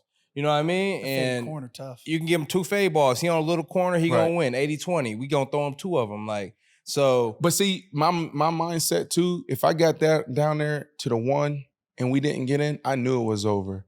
Because there's not a lot of teams out there that's going to throw that fade. It's like, oh, shit, okay, Mark, go ahead, get your touchdown. You're welcome. It's like, damn. And I appreciate it too. Right. I'll buy you dinner. I'll thank you. Like whatever Right. you need, bro. I appreciate you. I Like, know, I love when man. my receiver go and he on the one and I'm like, it's a walk-in TD. I'm in there. Y'all mind if I wild out real I'm quick? doing everything to get I'm in there showing my ass in the end zone too. We come too close. Yeah. Bro, Yeah, people just- that situation has happened to me on a number So of you were occasions. about to say something, the reverse, like you've been in a situation where a guy like didn't understand those. Well, so every now and then, you know, Sean, like he would tag numbers on. He was big on tagging plays, and Yeah. so like he'll have a certain play for somebody on the goal line. I'm like, but why? Like whoever's in could just run the goal line play, right? Mhm. So we have a situation. It's a Sunday night game versus Dallas, and it's like a 15-yard run. It's a bang bang play. They call it a touchdown. They review it. They put it on the half-yard line, but the other back, his numbers on the play. You know what I mean? I'm like, I'm not coming out. And they're like, come out. I'm like, no. Like, well, because we're on the side. No. Excuse me, I'm wrong because we're on the You sideline. probably act like you act like that's when you act like you don't see the coach and everybody talking like, no, I'm not. But we on the looking over. sideline because they had to review it. So Right. everybody's on the sideline. Right. And so then he sends the group in. I'm like, bro, like, what the fuck are you doing? You know, he's like, you gonna cuss at me in front of the team? I'm like, you gonna bitch me in front of the team? And so we went at it. Like, Right. we went at it. I'm trying Like, to tell we you, went bro, at it. Like, I've never had I've never not had a hierarchy. Like Right. as head coach, you just let him do him, Right. bro. but the thing that was more sickening about it was the back went in there, fucking walked in scot-free. He's in there fucking doing a damn rope, like hog tying something. Right. Like, I'm sitting here like, yo, like, That's my work. Listen, so I did this. This tea Like, time. they took my touchdown away. Like, Mark, this tea time on my show, I created this like little segment because I was like, I like to get messy. And it's our time, like it's like tea time, gossip a little yeah, bit. gossip a little bit. Yeah, so let's get a little messy right now. Yeah. Who is the back? It was Kyrie Robinson. I know. Kyrie. I have no problem with K-Rob. K-Rob's my I guy. know. So when K-Rob came back, he doing a celebration. You in your mind, you looking at him like I'm not looking at him. He's not looking at him. He's looking at Sean. I'm snapping. You stole I'm this from boiling me. hot. It had nothing to do with the back. That meme you got going like this, Right. they make guaranteed money. That's how I was looking at him. Like, no, so that's when Coach I- Payton. No, that's when Coach Payton act like No, don't he see doesn't. you. Sean want all the smoke. no, he did. He was like, well, you can sit down. I was like, I will. And so the next series come, I'm in the back, like, I ain't going in. I ain't going in. I'm Yeah, trying right, to tell you, right. bro, I ain't going in, Sean bro. and Right. Mark's relationship was so much like I'm brothers. not going in, Marsh. Impressive. I'm talking about Mark getting the game. No. Mark getting the game. Impressive. You see him? You see him? Mark getting the game. Hey, this is y'all fault, bro. Then Sean go over there and say, get in the game. He said, I'm not asking you, I'm telling you, it's your job. And what you do? You went? So I ran in. So I ran in, right? And I just ran straight, right? And he was right there and he ain't moved, right? So I wasn't moving either. I just ran straight through his shoulder. Blah! Headset, clipboard. Motherfucker said, fuck you. I get to the ass, I'm like, no, fuck you. Hey, That was one of them stories. He gave me ball about 4-5 times in a row. I was tired in the mud too. couldn't back down. This is the best thing about like this space, you know what I'm saying? And you guys creating space like this and other like, athletes doing it. You know, we can this banter is natural. We're like, damn, like how y'all create shows, man. This is what we do every day in the locker room, Yeah. right? Because it's like the This you get happens in the saying hot tub. reflect, Yeah, right? this happens Every day, daily. every day. I didn't know about this in the hot tub because I never partook. Yeah, right. Until, Yeah, bro, until like year 10. You in the locker room playing ping pong, running around. Facts. Yeah, but Champ. it's like that's what I loved about New Orleans is like how y'all went about y'all business. It was like super serious, right? And then there was a few characters, you being one, a few characters that you know y'all was like y'all knocked the edge off a little bit. But Drew Brees is like this, and Yeah. Coach Payton's like this, Yeah, Mike yeah. T's like this, Yeah. right? And you knocked the edge off as well. And then y'all go out there first half, everybody serious, and then come out halftime. The game is over, third quarter, and the whole damn stadium and the Going whole crazy. sideline going crazy, and it's a party. I've never experienced anything like that in football, bro. Like man, it's electric. That's probably one of the best football environments I've ever been in. That's when we was hitting the chopper style. All of that, bro. Style. Yeah. I was like, oh my God. My wife 18, and I, because I wasn't playing. I was texting my wife on the side, like, yo, you see this? You feel this? She told me like, oh my goodness. We've been in 6 organizations. Right. Yeah, it was dope. Yeah, And then I was 18. cut. That was that Super Bowl year, man. Yeah, that was a crazy year. It was up. Super Bowl. I Yeah, hope yeah, we it was win one Should've. this year simply because I don't want to be that old man talking about, you know what should have been our Super Bowl year? Right. 11. Why you think? 18. But you had success though. You've been to the That's playoffs. That's why I was hating on the Rams. I'm like, ain't no way they could win no Super Bowl before us after how they did us in 18. Right. Like, Just I'm karma like, I'm like, Joe Burrow, let's go. Like, Right. they can't win it before us. Because they did. That's who we lost the game against. You was hating? I didn't want them to win. I wanted Joe to win. Because they can't win it, and we didn't. So y'all gonna come out the NFC. Who's coming out the AFC this year? Denver. I like Denver too. Denver. Oh, Well, Russell. I like Denver. Oh no, with Cortland Sutton is Cortland Sutton. Sutton. Yep. And then you got Jerry Judy.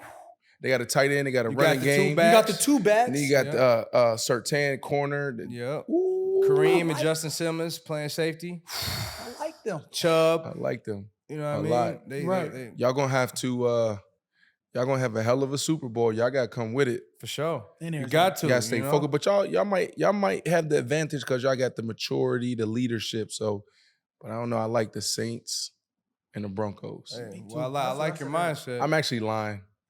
I'm just saying that because y'all here. I like the Broncos, but then in the NFC, Who you like? You said I'm lying. I like y'all a lot. Yeah, let me be honest. You gotta keep it 100. Yeah, let me keep. I Don't like sit here y'all a and lie lot. to my It comes face. down again. It comes down to Jameis, right? So I like y'all. Jameis was 5 I'm and 2. I'll say I'm waiting. I'm With waiting on losses this. to I'm the waiting New on York- this NFC Listen. NFC push. I know. So It's let's gonna say be it's- interesting. You got. Jameis I don't was believe in 5 Green and 2, Bay. though. He was 5 and 2 with a loss know. to the Giants. I know. From Saquon With a lot to going, the Giants. Yeah. So that's really 6 and 1. Right. You do even if you do 5 and 2, 5 and 2, 5 and 2. Right. You know what I mean? What's that? 15 I don't and like 6? Green That's Bay. way too many Aaron games. Rodgers. I don't like that. That's way too many games. 5 and 2 and 5 2 is 10 and 10 Yeah, that's and 4. way too many Tom games. Brady. Can Tom Brady? Can he? He's gonna win 8. Ooh. I don't know. He can't because we coming out the south. Yeah, I know. Facts. He can't. The Rams. Sorry, Tom. You know we love you. Rams. Respect. Rams look tough. The Rams But- are tough. I mean, they probably gonna get bounced out again by the Niners again. Niners got their number. I don't Yeah. care what you say. Right. Right. For what it is, we got Green Tampa's Bay brain always number. gets there. We got Tampa number. We got Atlanta number. Niners got Y'all Rams smacked number. Green Right, Bay right. week 1, right? Right. Green Bay is always kind of getting smacked by the Niners. Green Bay is the team that in you the were talking about. championship. Like starts off with they could be cold in the They're gonna win 11 games. But the 12 Niners games. been and they could lose 4 off gate. Right. And Hasn't the rip Niners been 12 the off. ones beating them in the playoffs for like the past 3 years? They Something went like out there in the NFC Championship, got obliterated. Who beat them? Who beat the Packers last year? Didn't San Fran go to San Fran? Green Bay and beat them? Like right. San Fran's a problem. Like There's something. We say it every year, and it's tough, man. But the Cowboys, they're interesting. Not you, who you, Stephen I A? know, Like you just threw that out there. The Cowboys this Bro, year. I'm just saying. I believe in Dak. I believe been in saying that Dak. since Tony I- Romo. They've been. Yes, I know. They've been Brandon saying that Weeden was at helm, and since they were like, Michael- the Brandon Cowboys. Weeden. That boy said Brandon Colt Weeden. McCoy. Brandon, the Cowboys this year. Stop. The Cowboys got to prove to me Brandon they want to Weeden, win. though, Right, Cal? right. Brandon But it's Weeden, interesting Cal? though. They're interesting, and then in the Nothing against AFC, I know Brandon we Weeden, talked but you took about it back, Denver. though. But we've been hearing this since Tony Romo. This year, Tony That's the Romo in year. the no, they're not. No, they're not. They're not. They're going to do really well. They could go 15-2, and they could go straight to the first round and be out by the second. but if Coach Payton go to the Cowboys, Let's just be then real. yeah, it's going. That's what's probably gonna happen. I mean, Let's be real. He's gonna go to the Cowboys, and we're gonna get 3 first-round picks because they still have his rights, right? Like, you gonna pay for another this 4 years. We do a segment, man. Something that really like irritates you, right? Something Yeah. that really grinds your gears. Something that a hill you're willing to die on. Like for me, let me give you an example. Yeah, we have a beautiful, wonderful flight, right? And we land, and everyone just gets up, right, from the back of the plane, and they're just filling the aisle. I'm like, yo, you were just in 20C. Like, how are you up here by 4B? Yeah, that's one of those moments. So that like kind of grinds my gears a little bit, right? Kind of just wait your turn to get off the plane, right? And you know, Cam has his own that grinds his gears. Think about it. For the defense, we go to defensive dinner every Thursday. Camaraderie, bonding, and sometimes because it's late night, you're like, damn, I'm not trying to eat like a rack of lamb and mashed potatoes, mac and cheese. Healthy guy. So you're just not trying to eat that at 9 o'clock at night. Okay. So you pack it up, put it in the fridge. You know what I'm saying? Go to work, cook breakfast for the fam that day. Right. Go to work, come back like I'm about to tear into these chops. Right. Go to the fridge, gone. So it's wifey or the kids. The kids don't matter. Some minute I'm hot.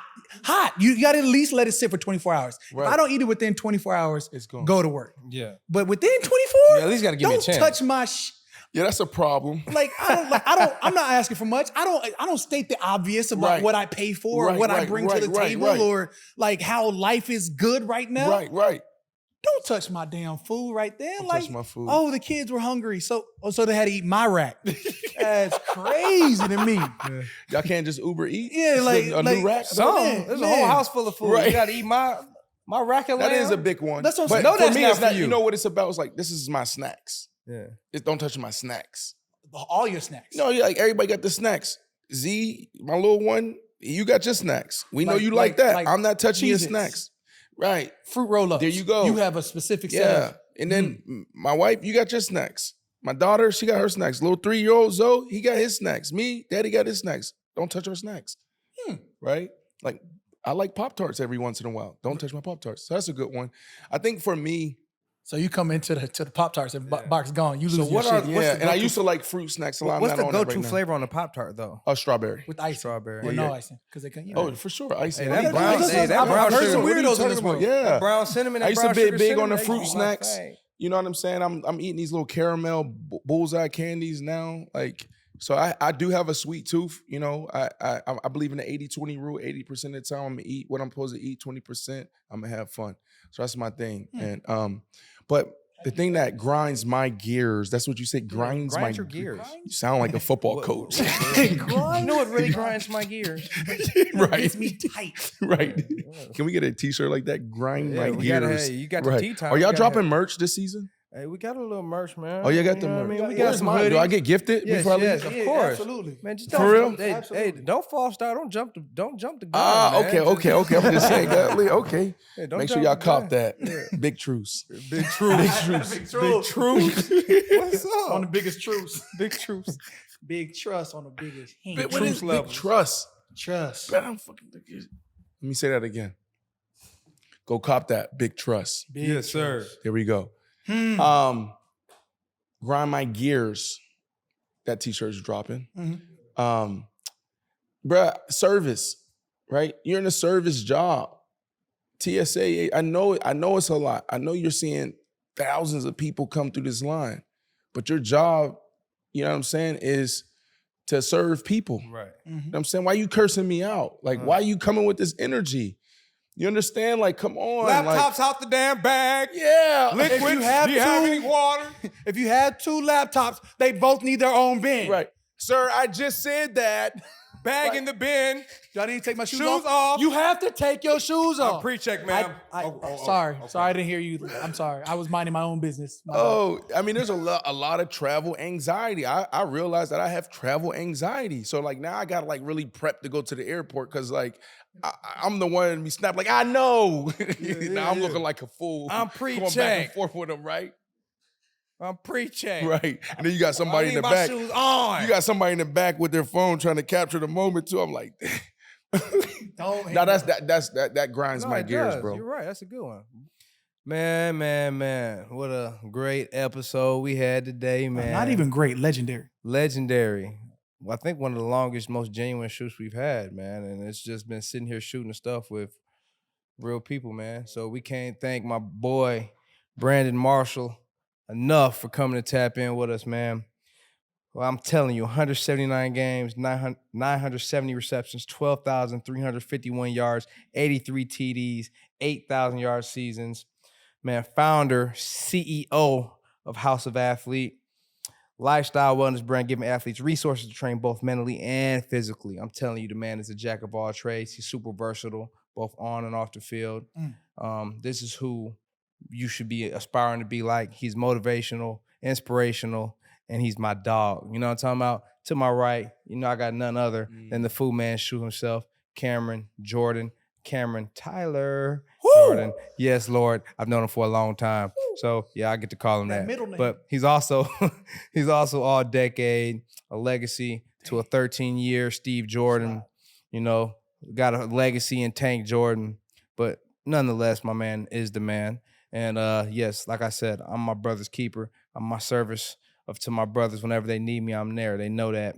Do a little football on the side, you know, got some kids, you know what I mean, a wife, all that, sisters, mother, all that, man. Just out here doing me. So tune into the Truss Levelz podcast. You know, subscribe to wherever your podcasts are at. You know what I mean? Make sure it's recurrent. You know what I mean? We take it. And that's on the biggest. That's on the biggest of the trust of the levels. Big trust in the background. You know what I mean? Let's get it. So yeah, that's a legendary episode, man. And I just want to say thank you to my brother, Brandon Marshall. Thank you to my brother, Cam J, for being my co-host. I love y'all. My dog. Appreciate it. So it's big trust. The big trust. Big trust. And then the On levels. the left. And then 3. That's what he do. He do. I'm gonna look at you. Yeah.